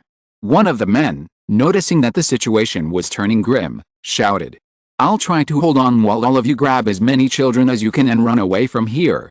Yes, I agree with you. These children were powerless and were under some kind of spell that forced them forward. Now that their goals have been achieved, they're going to be discarded, shouted another. But before the door could close, mana began to swirl in the sky and a huge ice sword appeared above their heads, frightening them. The sword condensed in midair was over 30 meters long and cast a huge shadow over the fortress under the bright moonlight. The sword vibrated and shook a little and its tip pointed towards the door. Everyone who saw the scene felt like their heart was going to burst from fear as they saw the sword slowly descending. The people outside the fortress stopped their movement and were terrified at the sight of such an enormous sword condensing above their heads out of nowhere. Some even shuddered at the thought of the powerful powerhouse that had appeared here out of nowhere. "Nuru, retreat!" Wild screams and shouts began to be heard again as they saw the swords moving towards them. Swish! Before the sword could touch the gates, a ray of light flashed and passed over the enormous ice sword. Boo-hoo! As the lantern passed by the sword, it suddenly split into two halves, and then the ice began to break with a crack and dissipated into the air. The guards who fell to the ground looked at the scene in shock and disbelief and wondered what happened. A shadow appeared that was standing on top of the embankment as he looked at the scene before him. He was not wearing armor and was wearing simple clothes along with a cloak behind him that made him look like a noble. As he turned his head, his gaze landed on a certain person who was deep within the forest holding a magic staff. The person holding the staff was a woman who raised her head and soon her eyes met Alex's, giving him a chill. An electric shock ran through his body as he looked at Alex, warning him of the crisis that was coming. "Go and kill that man," he shouted to his man and raised his staff into the air. 10 magic circles appeared in the sky unexpectedly followed by his movement, and from each of the magic circles, a sword began to appear. Chapter 140, That's My Boy. Alex's eyes burned with anger as she looked at the mage who cast the hypnotic spell on these little children. The mage was a pseudo-epic rank warrior and could massacre many alone with her skills. Mages like her were respected everywhere and would have been worshipped by many because a mage can help raise the level of society. You have an enormous gift, but instead of using it for the masses, you're using it against them. And furthermore, you dare to commit a massacre and hypnotize such small and innocent children. Bitch, you have no shame, Alex shouted at the top of her lungs as she stood on the wall, but her words rang loud and clear all around and reached the ears of the woman who looked at Alex without any change in expression. "I've seen many dogs barking like you bark loudly," she sneered as she looked at the man who appeared there. The man didn't have any armor and was only wearing simple clothes with a shirt and pants with a golden hem that gave her the impression that he had just woken up from his dream. She dismissed the fool and waved her staff to control the ice sword and sent it towards Alex. Alex didn't flinch at the sight of huge swords coming towards him and simply raised his right foot and took a deep breath. His right foot began to glow with a bluish glow. Pressing down on his left foot, he leaped forward. Bang! The tiles beneath him shattered and the walls around the place shook from the recoil of Alex's kick. Alex's image moved like a flash and appeared before the swords and delivered a kick to them. Following Alex's kick, a beam of light shot out from his leg and a dragon made of mana materialized above the sky. With a terrifying roar, the dragon opened its huge jaws and swallowed the ice swords one after another, and crushed them with its jaws as if they were nothing. The dragon swept across the sky as it took all the ice swords into its mouth. Crunch! Crunch! With a chewing sound, the dragon that appeared after Alex's kicks disappeared along with the attack launched by the mage. The female mage was secretly surprised to see the man's prowess and increased her vigilance. Pointing at him, she called out to her aides. As soon as Alex landed on the ground, she saw a large number of people rushing over, and each of them was a rank above that of a squire. "I guess I haven't seen enough," Alex muttered and snapped his fingers. A small shockwave radiated across the battlefield, followed by Alex's loud shout. "I've released the children. Take them and run away quickly. This place is going to be in disarray." The people heard Alex's words and picked up the children, who woke up wondering what was going on. Alex focused his attention on the people calling for death and moved forward in an instant. Alex's image blurred and appeared before a disciple-ranked warrior and mercilessly punched his face. Bang! As Alex's knuckles slammed into the man's body, his head exploded into countless pieces. Alex's image blurred and appeared before another and kicked him hard, sending him flying with broken bones. 3 top-ranked disciple warriors rushed at Alex, trying to pin him down. Alex sneered and struck out with both of his hands and kicked out. A sharp whistling sound rang through the air as Alex made his move. A burst of blood and a crunch of bones could be heard, and the man fell to the ground like an inanimate object.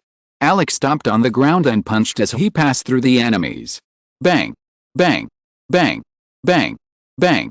Bang! Bang! Bang!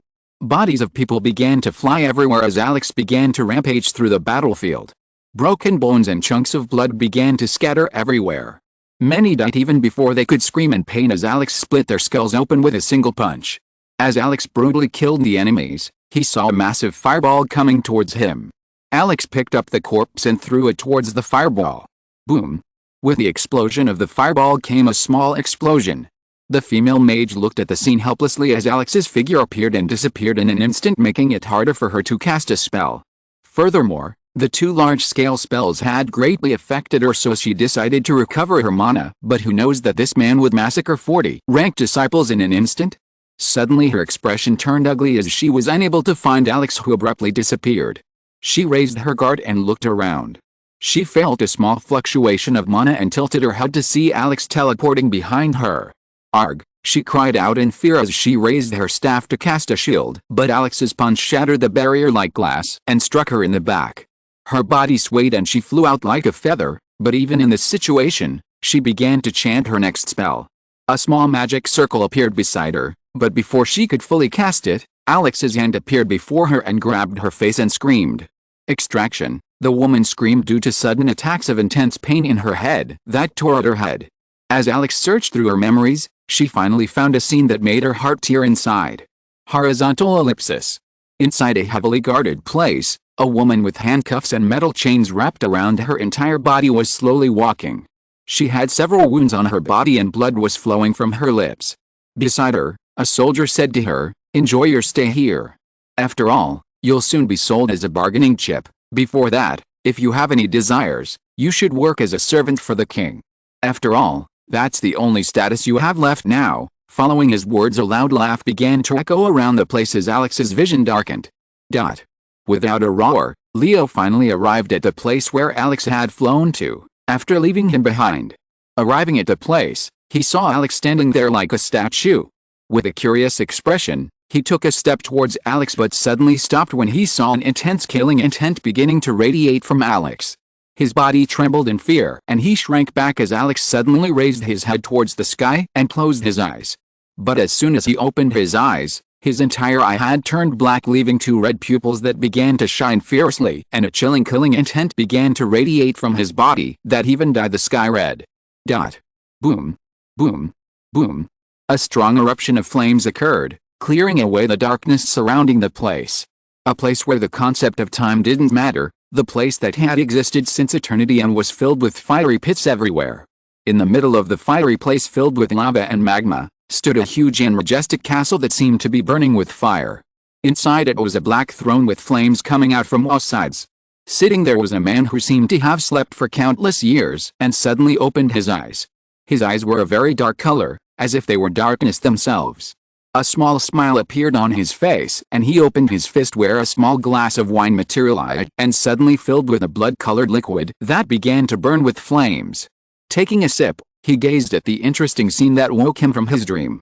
Lifting his cup as he looked in a certain direction, he muttered, "So you'll finally spread my name everywhere and give me glory, haha, that's my boy." Chapter 141, The Devil's Eye. Many may not know, but the world surrounded by people is just a part of the vast plane, and just like this, there are two more planes, and the world of Everton was divided into three planes. The lower plane was known as Hell, or the lower world, ruled by the devil who guarded the souls of the deceased to see who should be sent to the cycle of reincarnation for the next life. He was like a security guard whose job was to control the souls. The evil souls are trapped in hell to repent, while the good souls are rewarded and blessed with another life. These souls were sent to the highest plane where the gods exist. After spending some time there, they were eventually sent to their next life through a cycle of reincarnation, and left the world of Everton. Within a vast plane that existed independently of the world where mortals live. A place where those who gave perpetual residence gardens under whose spring a river of blessings flows. Beings who were being adorned with the golden bracelets and carried out the prayer of the people. Living to eternity was their reward, and beautiful was their resting place. Such were those who participated in the construction of the world that is today. Above the plains were countless stars twinkling and adorning a certain structure with their beautiful starlight. Therein stood the shrine of the goddess, where the 5 major goddesses of the world dwelt. Their will was absolute and their words were law. Even taking a step into the place was a blessing to the lesser god and goddess who stayed below. Within it, unlike what others consider supreme beings who would always remain indifferent to world affairs, a tense atmosphere prevailed as the 5 beautiful goddesses watched the scene in the mortal realm with a worried look. Currently, a battle was about to happen, which was not worth it from other points of view, but in fact, it has great significance not only to the people who participated in this battle, but even to the world that may even affect them in the future.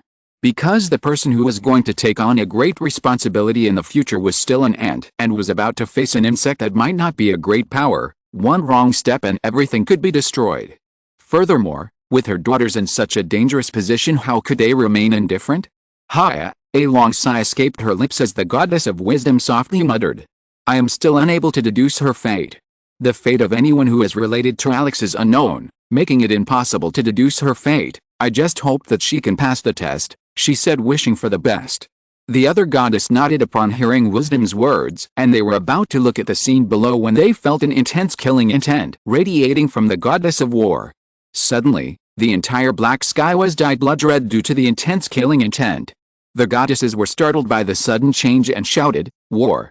What happened now?" The goddess of war did not speak but instead clenched her sword and spoke in an angry tone. "That bastard!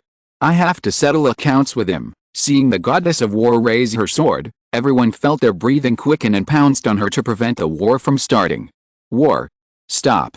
Calm down," the others begged her to calm down. "You want me to calm down? Sisters, look at Alex. That bastard dares to play pranks on me behind my back." Everyone was shocked by her words and looked at Alex and observed him. Seeing an unearthly aura surrounding him and a change in his eyes almost popped out of their sockets, causing everyone to exclaim in shock. "The Devil's Eye," they shouted as their faces turned pale as they muttered. "How? Devil's Eye? Anyone who is stared at will experience hallucinations of death, and fear will be invoked in their heart that will drown them in the deepest pain. Not to mention strong people, even the goddess trembles at the sight of the eyes and has no way to stop herself from trembling in fear when her gaze meets those dark, deadly eyes that can swallow one's existence. The Devil's Eye was something that only the devil, the king of hell and guardian of death, could use. The devil was an existence that was not to be trifled with. Just like those who manage the so-called heaven plane, the devil manages hell, but unlike those who manage it in the group, he guards the gate of death alone. His combat prowess was roughly similar to that of the goddess of war, but no one knew who would win if these two maniacs went berserk. And even the goddess of war wasn't resistant to the Devil's Eye, although she was able to withstand the fear cast by the Devil's Eye with the help of her sheer willpower. The only one who resisted was the goddess queen, but she had been weakened due to many restrictions. Thinking of those terrifying deathly black hole gazes from that man made their bodies tremble, but what was more commendable was that the goddess of war was thinking of marching to hell to face that terrifying man. Their eyes nearly popped out of their sockets as they saw the changes happening to Alex. Although he looked normal at the moment, With a single glance one could tell that he was like a volcano that was going to erupt at any moment. Even without the devil's eye, Alex could cause a huge commotion in the world. But now that he had so much power, he could go crazy, and this time not even the system could stop him. The system isn't just something that gives Alex power, it's a shackle that binds him. All that talk about Alex not being able to carry the power he had achieved through training wasn't entirely true. Alex just needs to strengthen his body to a certain level and all his power will return. But a 19-year-old boy who had just started crawling in real life was gaining such power that it would change the balance of power, so the goddess decided to help him slowly recover. On top of that, the system had another function for Alex, which was to prevent him from losing control and limiting his strength. All of the goddess blessings along with the divinity that was bestowed upon Alex could drive him insane and unable to control his strength when it was transferred to his real body, so the system was a safety valve. Unfortunately, it can't block power that wasn't bestowed upon him, just like the devil's eye. Chapter 142, Too Brutal. Will Alex be okay? Unlike us who use holy powers, the devil uses demonic and deadly energy. I can already see the demonic energy surrounding Alex. Wouldn't it clash with the holy powers Alex had? The goddess of lust muttered with a solemn expression. Rebecca, do you know anything about it? The goddess of fortune asked as she looked at goddess Rebecca, who had wielded the ultimate holy power among the gods. Rebecca looked at the hideous expression and muttered, I don't know anything about it. First of all, holy power and demonic power oppose each other. They can coexist with each other. Since Alex activated demonic power, the holy power within him would clash with the demonic power, causing him unimaginable pain and might even kill him. The entire atmosphere fell silent upon hearing Rebecca's words. How can you say that so casually when all of his hard work would be in vain if Alex were to die? Can't we use the system's divinity to suppress it? The goddess of war asked and looked at Rebecca with hopeful eyes. But Rebecca shook her head and muttered, no, we can't use the system. The system can only control our powers and the power Alex has acquired here and the demonic energy is outside of it. The system couldn't even detect Alex's demonic power, so how can it seal the power granted by the devil? Also, I'm sure the devil could have cast a spell to keep this hidden since we didn't know he had this power until now. Now we just have to let fate take its course. Damn it. When did that bastard pull such a trick? The goddess of war asked angrily. Hearing this, everyone began to ponder over it. Hey, I remembered now. Do you remember that time the devil visited us? Said the goddess of wisdom. Hearing her words, everyone was reminded of what had happened years ago. Horizontal ellipsis. In a desert, a sandstorm blew as two figures collided with each other, shaking the layers of sand. Boom, boom, boom, bang. With a strong punch, a sharp pain was transmitted to his body and his left hand was directly blown away, leaving behind a deep aching pain along with scattered pieces of flesh and fingers that flew off due to the impact. Alex, who bore the brunt of the attack, fell to her knees and coughed up blood and looked at the figure walking towards her very gracefully and taking large strides. She looked like a fashion model. No, she looked like a beautiful angel, but only he knew that behind the veil she wore was a terrifying existence. She was a monster. A true predator who stood at the peak of power. That was the only thing that came to his mind when the goddess of war broke through the shackle she had placed on herself after Alex reached the Overlord realm. She didn't need to hold back any longer and directly started beating him up, and when she released that petrifying pressure, Alex could only scream and roar in pain as he wallowed in his sweat. Crippling fear slowly spread through the body like a snake's deadly venom, but Alex clenched her sweaty hands, tightening her fist on her remaining hands as she gritted her teeth to suppress the pain. The muscles in her legs continuously spasmed as she tried to stand up on the hot sand that was as hot as magma while fighting her urge to turn around and run away rather than suffer such a brutal assault. Salty blood filled his mouth as he bit his lips and took a step forward, towards the thick and strong ore that was bearing down on him as if a mountain was placed on his shoulders. Amidst the sick and insane fear and the warning from his sixth sense that had been honed due to countless battles, telling him not to get close to the lady, a smile appeared on his face. His heart began to beat faster, and a strong impulse began to defeat her and made her crawl under his feet and began to appear in his mind. But Alex knew that it was just a fantasy. Although he wanted to shake off the humiliation and pride of a man from being crushed over and over again, he was just a helpless lamb on his way to the slaughter. Hiss. With quick steps, Alex's image blurred, causing the sand beneath his feet to sway and leave a crater-like impression. Alex appeared beside his teacher and threw a punch at her. She simply rolled her eyes and looked at the punch coming towards her and spoke softly, breaking Alex's ego. Too slow, Alex. Boom. A crack appeared behind the goddess of war that split the sea of sand into two halves, but even after the terrifying force of the punch, it couldn't do anything to the goddess of war. She raised her figure to obstruct the punch and raised her foot and kicked Alex's torso and sent him flying. Alex's body crashed into the dunes one after another, breaking them and sending the dunes flying. Alex, after rolling under the sand in pain all over, tried to get up. She hadn't even gotten up when she heard the sound of the death bell. I'm coming, Alex. Get ready. The voice hadn't even ceased when Alex received a deep, loud punch. Alex forced himself not to scream by clenching his jaw, but he was unable to let out a barbaric roar, even though he was already running out of air to breathe. At first, he felt a kick to his jaw that broke his jaw, and in an instant, he felt every part of his body being hit by a powerful punch that he couldn't even see with his eyes. Alex thought that he had gotten stronger and could finally take on the goddess of war, but as soon as he was able to match her, she removed the restraint, showing the full power of the goddess. Alex felt every bone in his body break, and a cacophony of bones breaking rang out as every joint in his bone snapped. And like a lifeless doll, his body fell to the ground. The goddess of war walked to his side and grabbed his head. Better luck next time, she said, and ripped his head off and threw it into the sky. A fountain of blood gushed from his broken neck as the goddess of war killed him mercilessly, but the next instant her figure disappeared and Alex appeared again with everything intact. Alex's entire body shook and writhed in pain. No matter how many times he died, he couldn't overcome that feeling of death. You're too brutal. Who gave you the title of goddess? Alex complained. I'll give you 5 minutes to rest. Goddess of war muttered, and the dessert disappeared and Alex's body appeared in a lake where the thing that began to nourish his soul floated. Hiya. Alex exhaled deeply as he felt the relaxing sensation of looking at the beautiful sky above him. But suddenly, the entire sky darkened and an ominous feeling began to take over.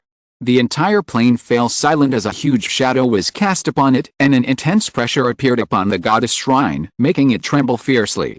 If you're listening to this novel on a channel other than Fanfic World, it means they downloaded and uploaded it without effort. We cordially invite you to visit our channel, Mundo Fanfic Novelis. There you'll find the original version of this story, and you can explore many other novels of various genres. We're waiting for you to immerse yourself in a world of incredible novels. Chapter 143, The Devil's Demand. Boom. The barrier of the so-called sky shattered like glass, and a black line appeared above the sky that rushed towards the shrine with terrifying speed. In an instant, the dark figure landed on one of the pillars, and his entire body was enveloped in dark fumes. The goddess of war looked at the newly arrived guest and screamed as she released her aura. What kind of insolence is this? A hand appeared and the black mist surrounding her disappeared, and an icy cold aura permeated the entire atmosphere. For a moment, the entire sky seemed to tremble due to the intense clash of aura. All the goddesses appeared beside Alex and cast a barrier that enveloped him and protected him from the suffocating aura. Alex looked at the man who appeared from the mist, who looked quite handsome and had closed his eyes. Is he blind? Alex thought to himself. As if sensing Alex's thoughts, the man opened his eyes and stared at him. As soon as his gaze met Alex's, a terrifying aura seemed to draw his soul into the eyes that were as black as a black hole. Alex felt a chilling fear creeping up on him from within and was about to raise his head when he suddenly felt a deadly sickle piercing through his neck, indicating that his head would roll to the ground if he moved. Alex didn't know why he started to feel fear and despair, and his heart grew heavy as he began to sink deeper into the sea filled with sadness. If he hadn't been in the mood and had encountered this guy with a real body, he would surely have wet his pants. This guy exerted a pressure on him that wasn't even comparable to that of the goddess of war. There wasn't even an ounce of exaggeration in it. Enough, Rebecca's voice rang out, and the man closed his eyes and retracted his aura. Alex sighed in relief and looked at the goddess of lust and whispered, "Who is that person?" The goddess of lust stammered a little as that man's aura even affected her a little. "He's what you call devil." "What?" Alex exclaimed in horror and added, "So, he is the god of evil, the harbinger of destruction." The devil looked at Alex with an intense gaze and said, "Evil, your head, and who do you call the harbinger of destruction?" "The devil is not evil, he punishes evil. These goddesses are very evil and you dare to slander me," he roared. "What did you say?" The goddess of war directly pulled out her sword and pointed it at him. "Do you think I'm afraid of you? Unlike you, who is born as a warrior with strength and techniques, I have practiced for several eras and paved my way here. The devil screamed and opened his eyes, giving a menacing look. Hey, why do you always threaten others with your eyes? Can't you keep them closed? The goddess of lust spoke in a tone of voice as her entire body trembled. The goddess of wisdom and fortune standing beside her directly pulled her away and shut her mouth. Why are you adding fuel to the fire? Did you forget that we have no fighting power? He can easily crush us, the goddess of fortune muttered as she tried to stop the goddess of lust's unscrupulous mouth from spilling any more words. Woo! The goddess of lust tried to protest but was stopped, and the goddess of wisdom muttered under the devil's suppression. Hey! You can take one. Seeing that the situation was getting out of hand, Rebecca stepped forward and said, Devil. What happened? Why are you making a fuss? The devil calmed down upon hearing Goddess Rebecca's words and said, Goddess Rebecca, I came here to ask for an explanation. That kid. What is he doing here? He should have died and entered the next cycle of reincarnation. Shit, Alex subconsciously blurted out as soon as he heard Devil's words. This guy is here to find trouble for me, damn it. This devil is evil, monkey, learn some manners. I'm the age of your ancestor's ancestor, the devil said upon hearing Alex's words. I'm the one who guards the soul of the deceased and makes the judgment. If under my supervision this boy who should be dead returns to the mortal realm, it will be a taboo and I may be punished by the world for not doing my job. Since it's not your job, you guys may not suffer anything, but I may suffer a backlash. The devil tried to explain the situation. The goddess fell silent upon hearing his words after everything he said was reasonable. So, what do you want to do? We can't let him enter the cycle of reincarnation again. We're all doing this for the greater good. Can't you make an exception? Rebecca asked with a grim expression. They knew that Alex's soul couldn't return directly to his body without this man's help. They didn't forget about the matter and decided to think about it when the time came.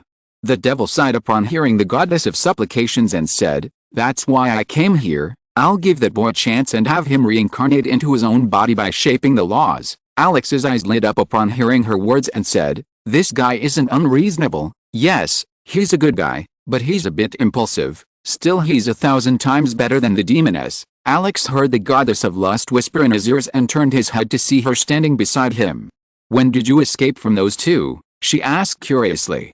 I sneaked away quietly. After all, you already know my sneaking skills, she said, winking at Alex. If Alex hadn't learned to resist her aura, he was sure he could pounce on her like a hungry wild beast. Just like here, there were goddesses of gluttony, greed, and many more, but only the goddess of lust managed to get through to her. And the reason being that she had more followers than others. Even in her previous lives many people could be found praying for love and marriage. The goddess who heard the devil's words perked up inside in relief, feeling a huge weight lifted off her shoulders, but her expression turned ugly as she heard his next words. But he had to go through the judgment of hell. Hearing his words, everyone frowned. Even the calmly spoken goddess Rebecca lost her composure and said, Are you joking with us? Can you even cast hell's judgment on your own? The devil's lips twitched uncontrollably upon hearing his words. You're asking the king of hell to perform his judgment. What kind of unreasonable question is this? Although it was true that even I would find it difficult to break through as it was controlled by the will of the world itself. Cough. Cough. He coughed and tried to divert their attention and spoke with a serious expression. I know that all of you are creating a monster here. A monster that can surpass us in strength, so, think of this as the final test for him. If he can't even pass this test, he's just a failed experiment that should be discarded, he said as his figure began to fade away. You can dedicate all your time to training him. So, when will he be ready to take him to hell? The devil left a bitter aftertaste. Alex gritted his teeth when he heard the man's last words, and a fire began to burn within him. Master, let's train, Alex muttered as he looked at the goddess of war. Chapter 144, A Cordial Conversation with the Devil. In a place filled with darkness, Alex remained silent. His training was finally over, but the troubles were far from over. Now he has to go through the damned hell trial to return to the mortal plane.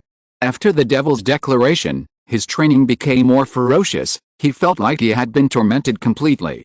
He couldn't even remember how many times he wanted to run away and how many times he cursed his luck for coming to this world. His previous world was 1,000 times better. Although he was a fantasy lover and liked all sorts of things, the way Goddess of War trained him was too brutal. Sometimes he wished he could die in peace, but those damned goddesses didn't give him a moment of peace. The darkness began to flicker as a man entered the place. Alex looked at him like a wounded lion, and if possible he wanted to swallow him alive. Seeing Alex's heated gaze, Devil said, "Boy, I know you hate me to death, but even my hands were cuffed. Do you think your excuse is enough to calm my anger? Can you imagine the despair I went through?" Alex asked angrily. The devil looked at Alex and stood in front of him and opened his eyes, but unlike other times, Alex did not flinch but looked him straight in the eyes. Although his body began to tremble, his tremendous willpower, which had been tempered by countless deaths, was enough to resist the devil's eye. "I have never seen such tenacious willpower. You may have been through a lot, but that does not mean that others suffered less than you," the devil said. "Let me tell you, I was once at the same stage as you. In the beginning there was nothing, then the goddess queen emerged. She created 3 planes, and from the consciousness of the world, the goddess Rebecca and I were born. With the goddess Rebecca, life came into existence. As life grew, various goddesses emerged. They were born by the will of the world and grew with living beings. Only those whom living beings attach importance to continue to grow stronger. As war, fighting, and violence occurred frequently, the goddess of war became what she is today, but I was just a guardian who watched over the checklist and supervised my work. I had no combat prowess, just like a great goddess. Also, unlike your goddesses who were adored by the masses, I had always been criticized by those damned mortals. I am the devil, the one who judges and punishes all evil except what you mortals think of me. You turned me into a bad guy, and whenever something bad happened, you would start saying that the devil had tainted my soul, that the devil had tainted my heart, that the devil had led me astray. Every time something bad happens, people condemn others by saying that I have led them astray. What kind of shit is this? The devil roared in frustration. The only worship I received was from a necromancer who worshipped me as the god of death, but in truth I despise him. Using the dead to form his army disgusts me. Alex heard Devil's words and saw his sad expression, which surprised him a little. After all, how many people in the world were lucky enough to see such an expression on Devil? All I had was this devil's eye. In my youth, I was just a vain fool, but my stupidity was soon shattered. "What's wrong?" Alex asked with a curious expression. "There are special cases where people who shouldn't be dead die due to an anomaly. In that case, to restore order, we have to fill the person with another soul, but, due to some problem, that person remembered his past life and started getting stronger rather quickly. In 200 years, he reached the realms of the false gods, but he eventually died and arrived here. His soul was quite strong and I couldn't control it, and it created havoc in hell. If it weren't for the will of the world's interference, it might have overthrown me. That day, I knew I had to become stronger. Unlike the goddess, I don't receive much power from faith, and I had to go on my journey to become stronger. I worked hard, burned in the flames of hell, and tempered myself for countless years to get here." Alex was touched by his story, but more than that he was very happy to know the devil wasn't an all-powerful being from the start.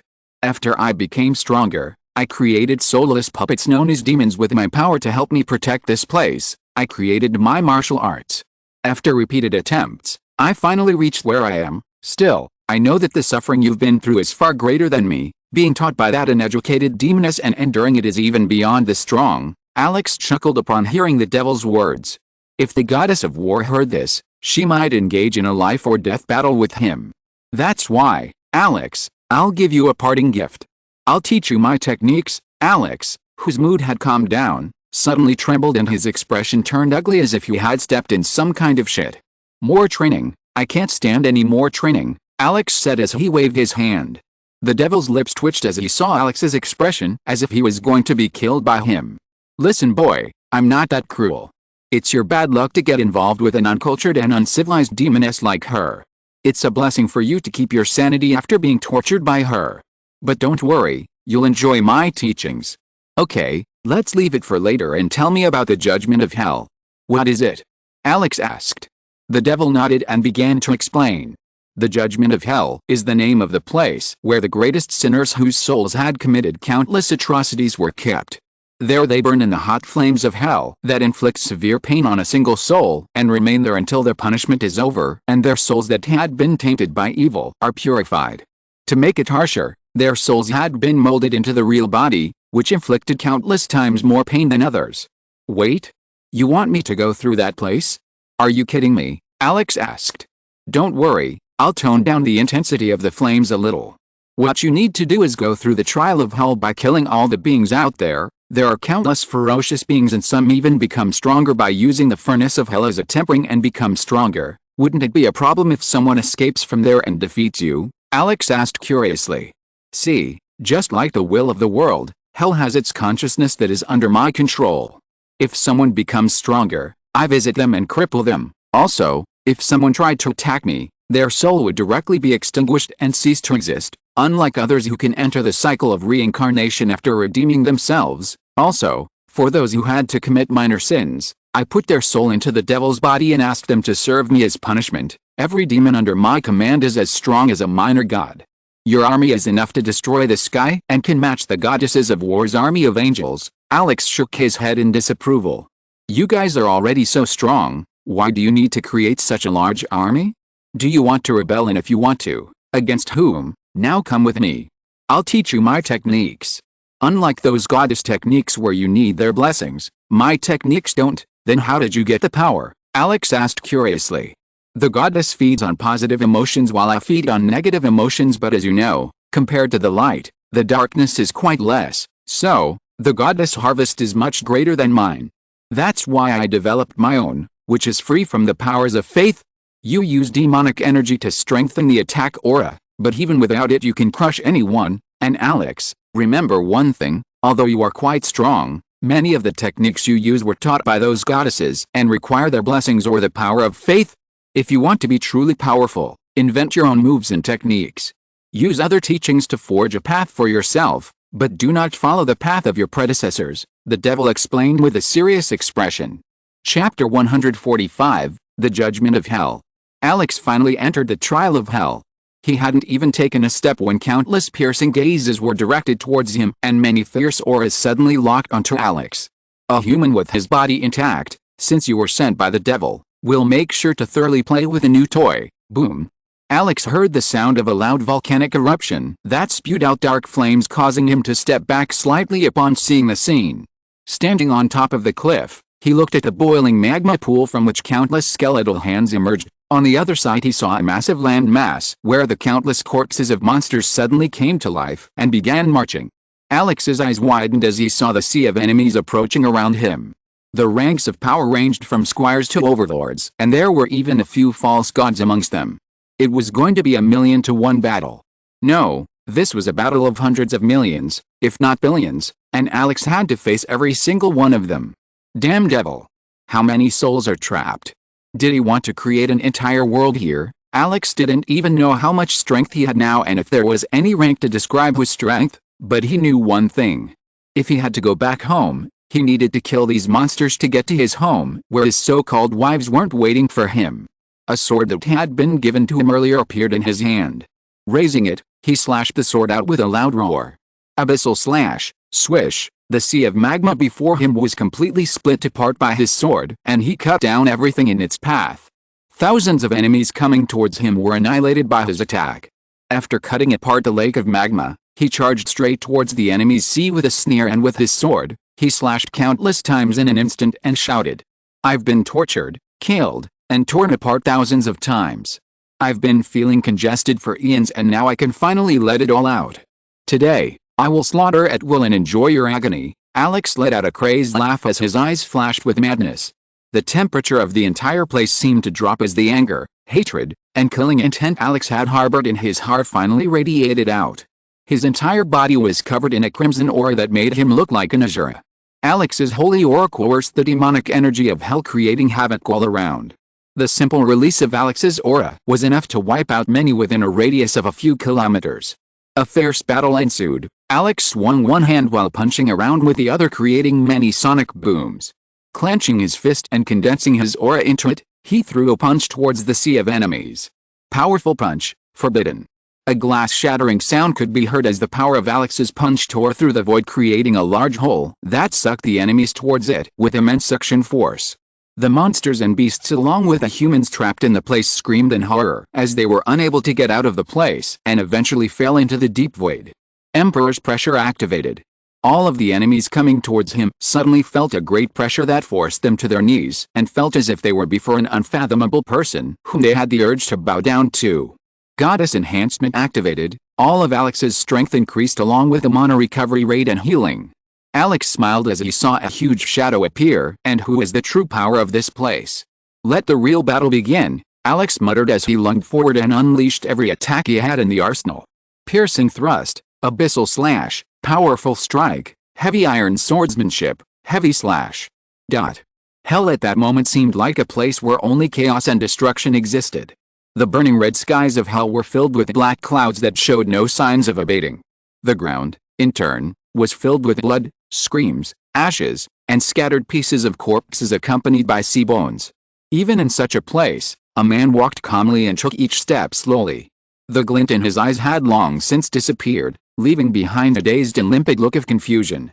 His body was riddled with hundreds of scars, and he had lost 2 fingers on his left hand and had to use his clothes to bind the dagger in his left hand.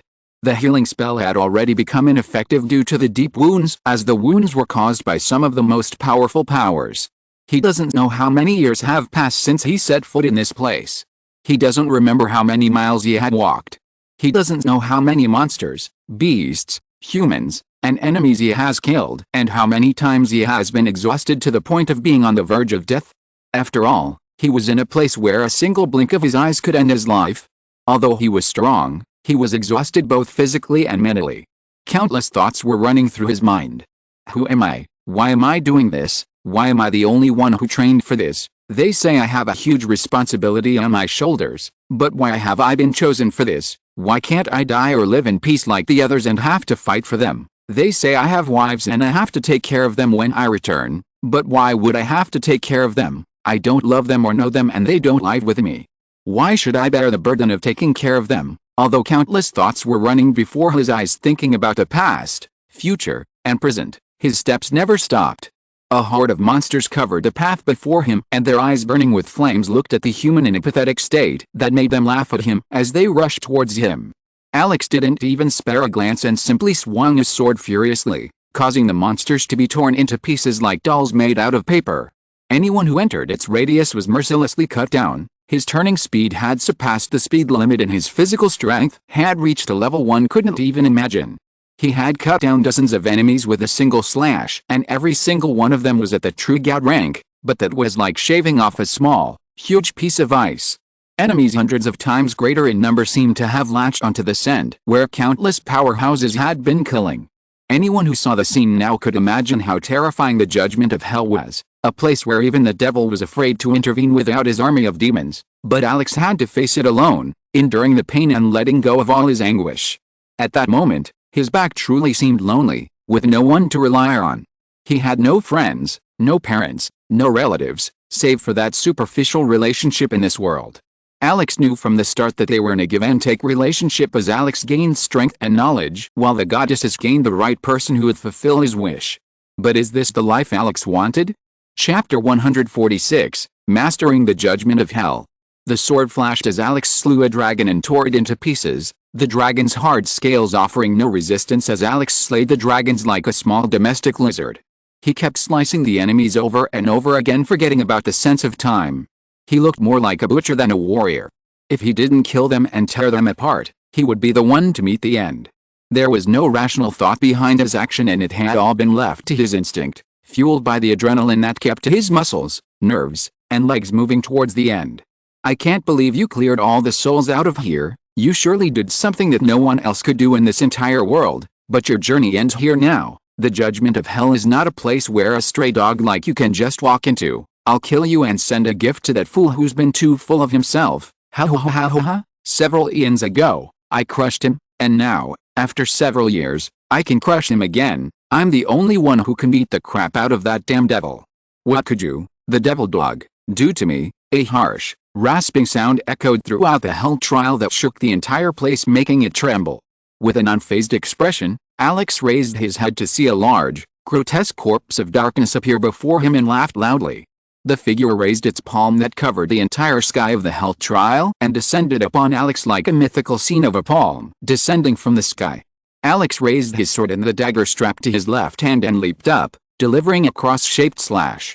The glow from the slash covered the entire place, and a sharp sword arc ascended into the sky. The force struck the palm and tore it apart, but the slash did not stop and, carrying the remaining momentum, split the heaven of judgment of hell into two and extended upwards to create a huge split in the heaven of hell that was enough to make the devil drenched in sweat. Bastard! A ferocious roar rang out as the figure withdrew his massive hand from where claws began to protrude. I am the king of demons. With one hand I rival hell and with the other I strike fear into the hearts of the gods of heaven, and you dare to hurt me. A strong storm began to spread and Alex received a huge impact, but he did not take a step back. Countless magic circles appeared beside him, forming a sturdy barrier that protected him from the fierce coercion. A gigantic shadow appeared, large enough to touch the sky, and stood proudly. And perhaps attempting to adorn its existence, 10,000 waves of darkness could be seen rolling and crackling violently past the individual's shoulders. The shadow disappeared and a disfigured humanoid monster appeared whose entire body was burning. It had two enormous horns on its forehead, and its head looked like a human skull with a small snout. It exhaled and spewed hellish flames from its nostrils that were enough to burn everyone in that place. Volcanoes everywhere began to erupt and flames began to pour out of the ground. The ground began to crumble and lava began to gush out from the cracks. The Demon King showed his fierceness as he displayed all of his power. He was clearly the leader of the place and an apex predator. He had established his empire in the judgment of hell and had crowned himself as king. Even after millions of years, his soul had not been purified by the flames of hell, proving how many heinous crimes he committed. He comes from a world of martial arts and is known as a heavenly demon. He was born as a demon in his second life and forged his path by relying on the memories of his previous life. He united the demons, conquered the continent, and even made preparations to go against heaven, but was interrupted by his subordinates who plotted against him behind his back with other species and took him down. Later, he learned that they had received the blessings of the heavens and their guidance, increasing their strength to counter him. My chance to obtain my freedom has finally arrived, the Demon King roared voraciously. With the flames of judgment preventing him from leaving, his shackles were released, allowing him to display his full power. Alex forcefully pushed down with his legs, causing a massive crater to appear beneath him, blowing everything around him away like a meteor crashing into the ground as he lunged towards the Demon King. The Demon King clenched his fist and raised it high into the sky, covering Alex's vision, and punched him. Crimson flames danced around and began to fall from the fist as they came towards Alex, tearing the air in front of him. Alex threw the sword into the air and then punched the air in front of him. Ka-boom! A crisp sound was heard, and a large explosion of air bubbles appeared which spread rapidly, destroying everything around it, followed by a loud thunderous sound. The Demon King was pushed back a step as Alex's body continued to rise. He opened his massive snout and breathed out a pillar of fire. Qya! The sword that Alex had thrown came down towards him and, clenching the hilt of the sword, he slashed his sword at the Demon King. Shit! A crisp clamoring sound echoed through the place.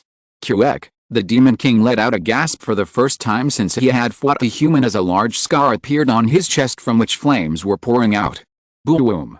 Boom! Boom! Alex threw the sword at the Demon King, which cut off one of his horns and bombarded him with a powerful punch. The Demon King's body was easy to target and his body was pushed into the ground, and he felt as if thousands of huge meteorites were crashing into his body. As the clouds of fire and dust disappeared, the Demon King saw Alex standing on his chest while giving him a menacing look.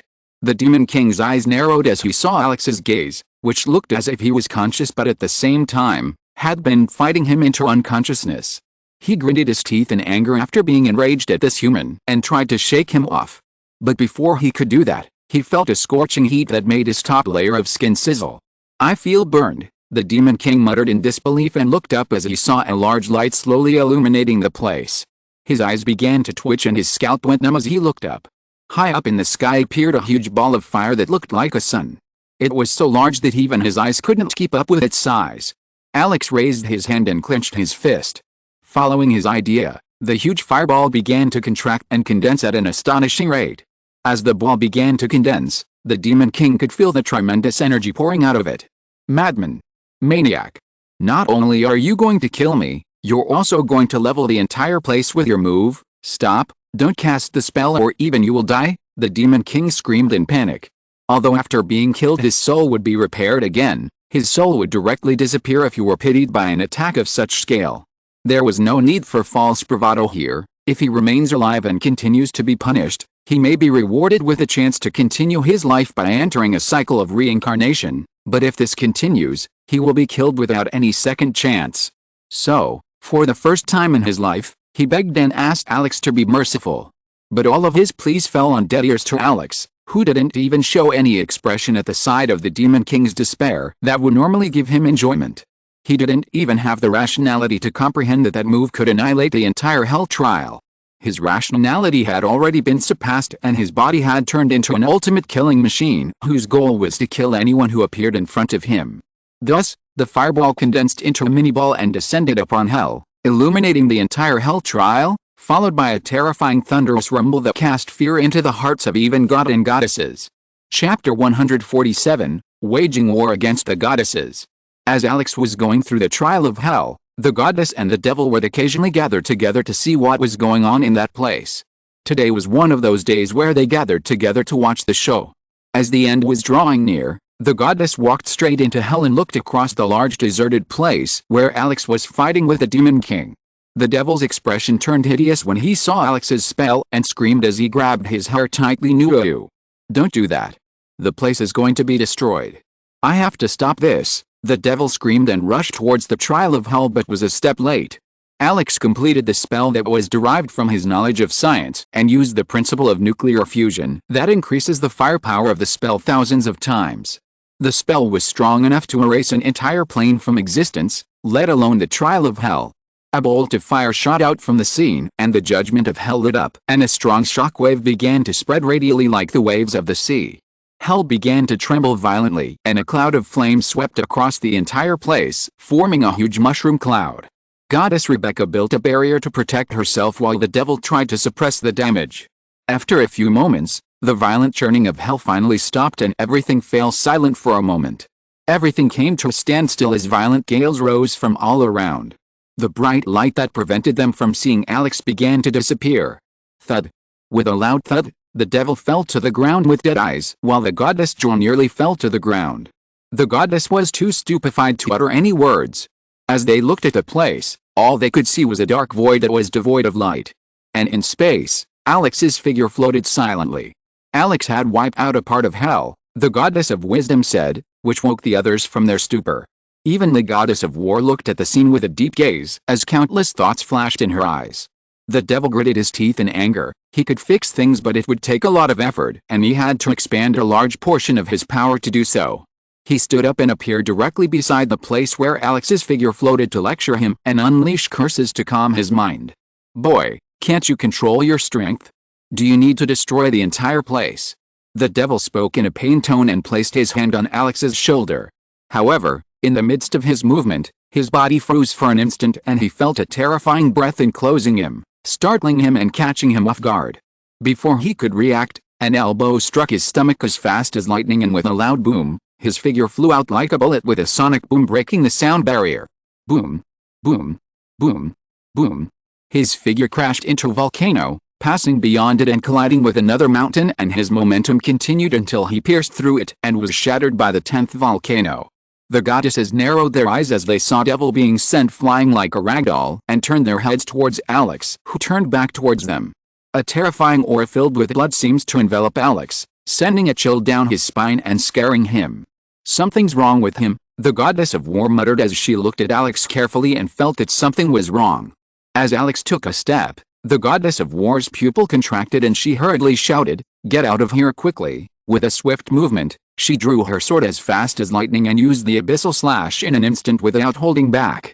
Alex, who appeared before her out of nowhere, used a strong slash and her sword fiercely struck the goddess of war. Boo-hoo-hoo. A great crimson thunder radiated from the clash and a huge oval cloud of pressure erupted carrying high-intensity shockwaves capable of decimating the mountain. Goddess Rebecca cast a barrier to prevent the fallout from reaching her and the others, but the barrier instantly collapsed and shattered. But before the shockwave could hide her, the devil appeared before the goddesses and brandished his sword and neutralized the attack in an instant. She saw large chunks of earth fly from the impact and felt her heart bleed and be stained with blood. As the collision disappeared, the goddess of war looked down and squinted her eyes as she saw the trace of her drag on the ground appearing beneath her. She was pushed back a few kilometers due to the impact, while Alex was only pushed back 100 steps. She felt a little humiliated. She stomped on the ground and attacked Alex fiercely. Alex raised her sword and violently struck it, creating a loud explosion. Boom. Boom. Boom. Alex's attacks began to become more and more ferocious, causing her killing intent to condense around her as she knocked down the goddess of war's sword, parried her attack and kicked his face, sending him flying. The devil appeared behind Alex and slashed him from behind. Alex raised her sword towards his back as she tilted her sword at a certain angle, letting the devil's sword slide down and hit the ground, cutting it off. Alex used her other hand and struck devil's wrist and turned her body around. The devil used his eye to gain a few moments, but as soon as his black eye met Alex's red eye, he saw a horrifying scene of a man standing on the corpse of millions of people on a field, with an ocean of blood, causing him to lose his composure. Alex seized the opportunity, and with a quick bolt of lightning, he cut off the devil's arm, causing a serious wound, and was about to cut off his head, but a sword appeared and protected the devil. Thud! With a fierce collision, Alex took a few steps back as both the goddess of war and the devil joined forces to attack him. The devil's hand that had been cut off by Alex began to grow and lunged at Alex. Tang! Tang! Tang! Tang! With each collision, a portion of hell seemed to shatter and huge bolts of lightning appeared in the sky. Alex and the other side seemed to be equal, while Alex sees no signs of stopping. If either the devil or the goddess of war crumbles, Alex will surely be able to reverse the battle quickly. Furthermore, the spell cast by Alex earlier was not something he had been taught, so they did not know how terrifying that attack was. Still, the previous program was enough to give them a clear indication that it was enough to wipe out hell and heaven if Alex overloads the attack to its maximum limit.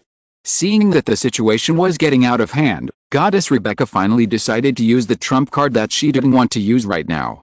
The devil, who was drenched in sweat at the sight of the boy's prowess, started to panic a little. The boy had grown too big and surpassed them. Although they seemed to be equals and both he and the goddess of war were giving 100%, they were refraining from using any killer moves so as not to kill this boy. The devil and the goddess of war received a signal from Goddess Rebecca, and as the goddess of war faced Alex, the devil quickly retreated and, pointing his finger at Alex, launched his special move. Hell Cage. Large chains of burning flames appeared from underground and struck Alex like whips. Alex felt a burning pain going through his body as he raised his sword to cut the chain like a whip. Countless chains reappeared again, fiercely striking and enveloping him, and a huge cage of flames descended upon him and spewed flames upon him. Goddess Rebecca put her hands together and began to chant some spells. A huge magic circle appeared beneath Alex, and the sky above Alex was covered with countless magic circles. Goddess Rebecca looked at Alex with a pained face and shouted, "Chains of heaven!" Many white chains shot out from the magic circles and wrapped around Alex, pinning him to the ground. Veins began to appear on Alex's forehead and he roared like a beast, letting out loud bellows. The chains not only bind the body but also seal a soul, but as Alex's soul had gone through countless deaths and had been nurtured and tempered by the goddess herself, his soul was quite robust and was even enough to withstand the chains of the heavens. Alex's soul, which seemed to be asleep, shook as he felt a wrenching pain within and struggled harder, which in turn caused his body to resist the goddess's movement more violently. Seeing Alex trying his best to break free from the chains, the goddess of lust waved her hand. A large purple mist appeared and covered Alex, which could affect the brain and cause hallucinations, but it seemed to be ineffective on Alex. The goddess of fortune targeted Alex and cast curse on him to decrease the power of the buff and diminish his luck. The goddess of wisdom also casts a curse that can make someone foolish, alter their mind, and take away their wisdom. Under the series of curses, Alex's body, which was struggling violently trying to free itself from the chains, suddenly shook. The goddess looked at Alex with expectant eyes, thinking that this would be enough to keep him down. Chapter 148, Guiding Light. Alex's body was weighed down by many chains after being weakened by the goddess's curses. Still, it wasn't enough to stop him from moving as he tried to fight back with a ferocious bellow that shook the entire plane where hell was present. The goddesses looked at Alex with solemn expressions filled with worry. He let power control him. The goddesses of wisdom spoke. His display of power is terrifying along with his superior use of instincts. The goddesses of fortune spoke. We don't have time for small talk. We should end this as quickly as possible. The goddess of war spoke with a stern look and raised her sword. Everyone looked at her and their eyes widened as they saw the golden glow emanating from it. The war stops. At this rate you're going to kill him, Goddess Rebecca said in a stern voice. I will hold back as much as I can while the devil takes care of the soul. The goddesses of war spoke as they cast a menacing glare at the devil. The devil simply nodded at the angry look and concluded that he had angered the goddess of war and she was blaming him for this whole mess. The sword in the goddess of war's hands flashed as countless golden-colored particles appeared in the air, and her sword began to enlarge. Excalibur, the goddess of war, muttered and slashed her sword at Alex, who was restrained by the chains. In an unfamiliar, dark and misty face, she opened her eyes, which was accompanied by a heart-wrenching pain that made her entire body tremble. She felt as if her soul had been split in two, over and over again, inflicting a grievous wound that made her suffer greatly. She fought against the pain clouding her mind and tried to suppress it, and moved her hand to massage her forehead. Clank. Clank. He frowned at the sound of chains clanking, and his half-closed, sleepy eyes suddenly became alert and looked around. There was darkness everywhere, and he was floating in an unknown place, and there were chains all over his body that tightened around him whenever he moved. Looking around, he muttered, "Every time I passed out for some reason, I would wake up in a place filled with darkness. Why the fuck? Is this a sign that my life is filled with darkness?" Alex said with a sad expression. As he lamented his situation while trying to recall the glorious deeds he had recently committed, he felt a pair of soft hands wrapped around his neck, and a gentle fragrance hit his nose. As he wondered who had appeared there, his face was rubbed by the other person's cheek, who spoke to him in a sweet and soft voice. "My son, you still have suicidal thoughts?" Alex turned his head to see the goddess queen appear beside him, who embraced him passionately. "Goddess queen, could you please tell me where I am and why there are chains around me?" Alex asked. The goddess queen's lips curved upwards, and she pinched Alex's ears and said, "Did you forget what you did just now? You waged war against the goddess and almost destroyed hell, did I?" Alex spoke with an innocent expression as he blinked a few times. He bit his tongue as if he had sinned and asked the goddess queen, "Am I going to die in their hands?" "No. They are trying to suppress you and wake you up. Before that, tell me why you are muttering such idiotic words," the queen said, and hugged Alex while stroking his hair gently. "Alex, you are never alone. Even in this world, there are many people who care about you and will help you in times of need. Didn't you tell me that you would like to explore this fantasy world and grow stronger to protect your dreams so that you can live happily? So, just do what you love to do. It's okay to lose yourself and lose your way. Whenever you lose your way because of the darkness surrounding you, there will always be a guiding light shining down upon you and clearing away the darkness. There are twinkling stars around you, but they have been overshadowed by your brilliance, which is comparable to that of the sun. When your brilliance diminishes, the stars will naturally come out to guide you." Alex felt a surreal and peaceful expression well up within him, and his limpid eyes began to regain their shine. His turbulent heart finally calmed down, and he regained his sanity and control over his body little by little. "Even if there's no one there, I will always be with you, and I swear by my divinity that we have never manipulated you or told you any lies. We may have kept some things from you, but we have never lied to you. You're the one who had to go through this because you're able to survive this kind of endless torture and pain, so my baby boy took heart. I will always watch over you from the shadows. Look, even my eyes are similar to yours and they're red in color, so, we are truly destined to be mother and son." Alex frowned as he looked at the queen goddess's face. Most of the time her face had been shrouded by a veil, and this was the first time she had shown him her full face, and he found that her facial features were similar to his own. "Goddess, did you change your appearance to trick me?" Alex asked. "What did you say, you naughty boy? My face was already like this. You need a good beating." Alex laughed a little as he heard her scolding and felt similar to what his mother did to him in his previous life. "Okay, let's stop here. Go out and fulfill your dream," the goddess queen said. "Dream? What dream? Did you want to defeat the goddess of war? Now is the perfect time for that. Come out and show your power," the goddess queen said with fire in her eyes and encouraged Alex. The chain around Alex loosened and broke free, and Alex's figure began to glow and slowly disappeared, leaving the goddess queen behind with a deep sigh. "When are you going to accept me as a real mother, Alex?" she murmured with a deep sense of belonging. Chapter 149, A Turn Towards Invincibility. A surge of power erupted from Alex's body, followed by a bright glow that enveloped his entire body. The chains holding him down broke and shattered like glass, and the cage of hell was directly destroyed by the terrifying explosion of power that congregated around Alex. Alex's body, which had been pinned to the ground, began to rise as the glow radiating from it began to grow brighter. A long cascade of golden hair began to flutter, and the lost fingers on Alex's hand began to magically grow back. The scars all over his body healed at an astonishing rate, while the fierce and bloodthirsty aura surrounding him disappeared in an instant, leaving behind an elegant and scholarly aura that made him look like a refined gentleman. The goddess' breathing quickened as she watched Alex throw off the cage and chains as if they were nothing. Furthermore, Alex's aura had completely changed under their gaping gaze, causing them to be extremely frightened. They didn't know what suddenly happened to make Alex undergo such a heaven-defying change, but they could only assume that Alex might have regained consciousness. But it was already a little late, as the goddess of war had already thrown the Excalibur, and this time Alex's life was in true danger. Alex suddenly opened his eyes, which shone brightly, and his lips curved upward slightly. He looked at the descending beam of sword light, which was enough to scare anyone and make one wet their pants under its terrifying pressure. But for Alex, it was a chance to prove himself. Although Alex can counter Goddess of War using his own Excalibur attack, his attack would never be as powerful as Goddess of War's because it relied heavily on the power of faith, which he didn't have. Furthermore, the devil's technique might not prove useful in this situation. So Alex could only rely on himself to defend himself. Alex pondered, thinking of the countless things he had learned over the years, and began to condense everything into a single swing. A swing towards invincibility, Alex muttered as he brought his sword towards his waist. Tightly gripping the hilt of the sword, Alex rotated his upper torso, attempting to squeeze as hard as possible. His veins and muscles bulged outwards as a fierce explosion of power seemed to surround the sword. Alex's body glowed again, and countless stars suddenly appeared behind him.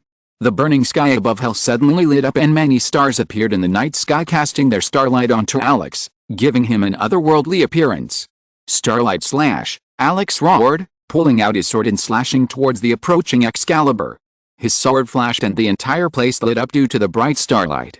For a moment everything was silent, followed by the starlight flickering, and the Excalibur that descended suddenly cracked and was swept away by strong gales, leaving everyone in shock. Hell began to tremble, and a crack began to appear beneath Alex's feet that extended infinitely, and then with a loud noise, hell split open. The goddess of war, who bore the brunt of the attack, felt severe pain and was thrown back by the attack and hit mountains after mountains, crushing everything as she was sent flying. The devil pulled at his hair with a look of despair and deep agony. His precious home that had been guarded and cared for millions of years had been destroyed. Ah! He screamed in agony, but suddenly stopped when he heard a faint shaking sound and looked back to see his castle slowly crumbling as the ground beneath him slowly began to crack. No! My home! As the devil despaired, the goddess looked at Alex speechlessly. Alex slowly walked towards the destroyed mountain and rubble where the goddess of war was kneeling in position and was out of breath. Alex looked at her face that had turned pale and looked like a sickly beauty, and pointed her sword at her. The goddess of war looked at Alex with a strange expression. This was her student, whom she had educated for years. Although she knew she was too harsh, she was still proud of Alex. Spending time with Alex and teaching her was one of the happiest moments of her life since she was born. Now, seeing the sword pointed at her, she doesn't know what to feel. Anger that her disciple might kill her, or happiness that her disciple defeated her. She didn't fear death because they can't die, and once a god dies, they fall into an eternal sleep for countless sleeps. But since she was a senior goddess, it might take her 300 to 400 years to recover due to the enormous power of faith. When she raised her head, she saw Alex's pure and innocent smile along with a bright light in his eyes.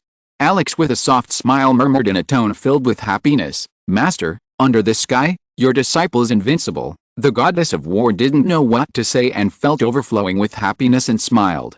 And this was the first time in her life that she smiled, leaving everyone dumbfounded for a moment. Alex nodded upon seeing his master's gesture and knelt down and bowed his head. Everyone looked at him in anticipation and wondered what he was going to say. Even the other goddesses were stunned, while the goddess of lust pinched herself to see if this was a dream or not. Then, since it's all over, please forgive me, I didn't want to start a war. I already woke up after you all chained me up, and it was the goddess queen's idea to fight back and defeat you all. So if you have a problem, please consult with her. Alex spoke with his back drenched in sweat. The goddess of war's lips twisted uncontrollably and all of her happiness shattered. That means the goddess queen gave you the power to defeat me, she said as she gritted her teeth and raised her sword. Cheater, come and let's play round 2.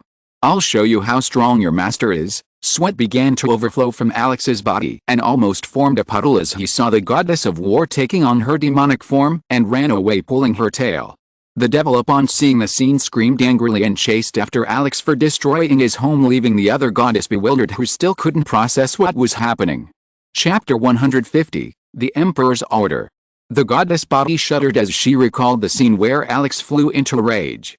At least they were there to suppress him, but now who will be able to suppress him?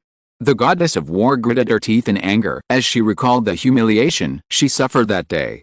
Goddess Rebecca tilted her head and muttered, "If things get out of hand, we can only rely on our daughters to calm him down. Maybe that will be enough to defeat him for now," she muttered as she looked down with a solemn expression. Unaware of the current situation, which was enough to make the goddess worried, Alex took a deep breath as he felt the demonic energy surging around him. The entire atmosphere turned crimson as an immense killing intent erupted from Alex's body. The people in the fortress were horrified as they felt a huge suffocating pressure crushing them. The children who had already awakened from hypnosis began to cry as they sensed the unfamiliar energy. The atmosphere froze and icy winds blew everywhere.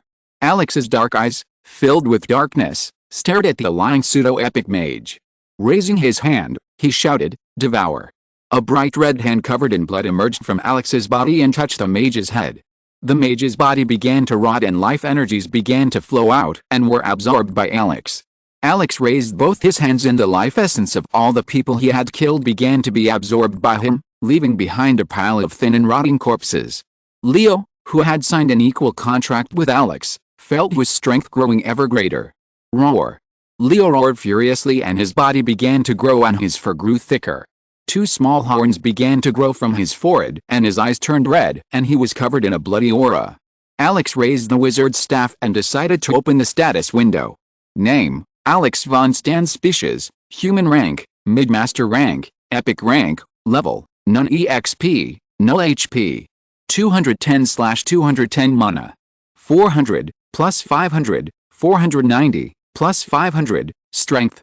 106, plus 100, Agility. 104, plus 100, Stamina. 108, plus 100, Vitality. 105, plus 100, Magic. 98, plus 100, Stat Points. 0 Active Skills, Inactive, Eyes of Truth, Mana Sensor, Emperor's Charisma, Emperor's Pressure, Goddess of Fortune's Blessing, Heal, Restore, Goddess of Fortune Enhancement Passive Skills, D-Level Piercing Thrust, D-Level Heavy Iron Swordsmanship, D-Level Abyssal Slash, D-Level Great Martial Art, D-Level Powerful Punch, Spell, D-Level 5 Elements Breathing Technique. Note: the numbers in parentheses are a temporary power increase. Since Alex used the demonic power, he will not level up or gain experience points or start even if he kills. The stay points are 0 because Alex had already used the stat points. The system had already been shocked by the massive amount of demonic energy surging within Alex. Host: Devour is a forbidden spell that uses other life forces to temporarily increase strength, so is it okay to use it now? Host: your rank may decrease once the effect has worn off. Furthermore, the holy energy you have has already begun to wreak havoc when fighting against a demonic energy. Don't worry about it, I can suppress the pain, Alex said hoarsely as his hair began to flutter. Veins began to bulge on Alex's body and he felt a sharp, deep pain throughout his body. Gritting his teeth, he tried to suppress the holy energy and let the demonic power assimilate into his body. Catalina. I can't waste any more time. I'm afraid that if I waste a second from now on, Catherine might disappear from this world. Alex's eyes flashed furiously and lightning began to flicker in the sky as if it was beating the drum of war.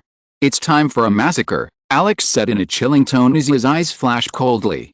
In the capital of Kinley, a man with golden hair stood near the window and watched the night scenery before him.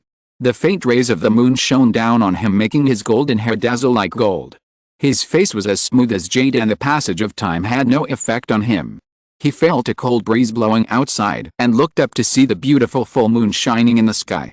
The atmosphere seemed rather pleasant and surreal but somehow had an uneasy feeling to it. With his arms crossed behind his back, he raised his eyebrows as he heard a loud knock on the door. Come in. A man walked up to the window and bowed to the man standing by the window. Glory to the Kinley Empire, glory to the Emperor, Your Highness, this humble servant has brought some important news. The Emperor nodded and asked him to continue without looking back. His face was indifferent, even though the man who entered was the strongest man beside him and was the general of the Kinley Empire. The young lord is on the move. The Emperor's expression stiffened, and he looked at the general and raised his eyebrows with a questioning look. The general nodded as he explained everything, and the Emperor pondered for a moment with a serious expression. Deploy the knights. No matter what the outcome is, Don't let him die. First wait for the outcome of the battle, and if the situation worsens then just make a move. And if he loses, go and rescue Catherine, don't let her rot in prison." The Emperor of Kinley suddenly looked at the general, his eyes flashing with killing intent as he thought of annihilate Amidon. "We need to root out those forces attacking us by hiding in the shadows." The general nodded, stood up, and walked beside the Emperor. Although he was a general in his official duties, he was also a close friend of the Emperor, having known him since his youth. "Your Highness, I doubt in my heart, couldn't you hold on longer and undo the curse earlier?" he asked with a grim expression. "No, I didn't," the Emperor quickly refuted. "Then how did the young lord become normal?" "The curse should have lasted until he turned 21. But he got rid of it rather soon." The Emperor sighed at his words and said, "I don't know. I don't even know if it was a good or bad thing. The pillars that are to serve as support are not yet ready and the roof is already in place. Our plan had already been laid out. Those who let their guard down were alerted earlier than expected. We have little time left. For now we can only work in the shadows," the Emperor explained. The general nodded and took his leave. After the general left, the Emperor continued to look at the moon as he reminisced about his past. His lips curved upwards into a slight smile and he spoke as he looked up. "He is doing well. I am sure he will make us proud one day. I know you're watching him from over there. Please keep an eye on him until he can walk on his own." End of this chapter. Thank you very much for reaching the end. Don't forget to like.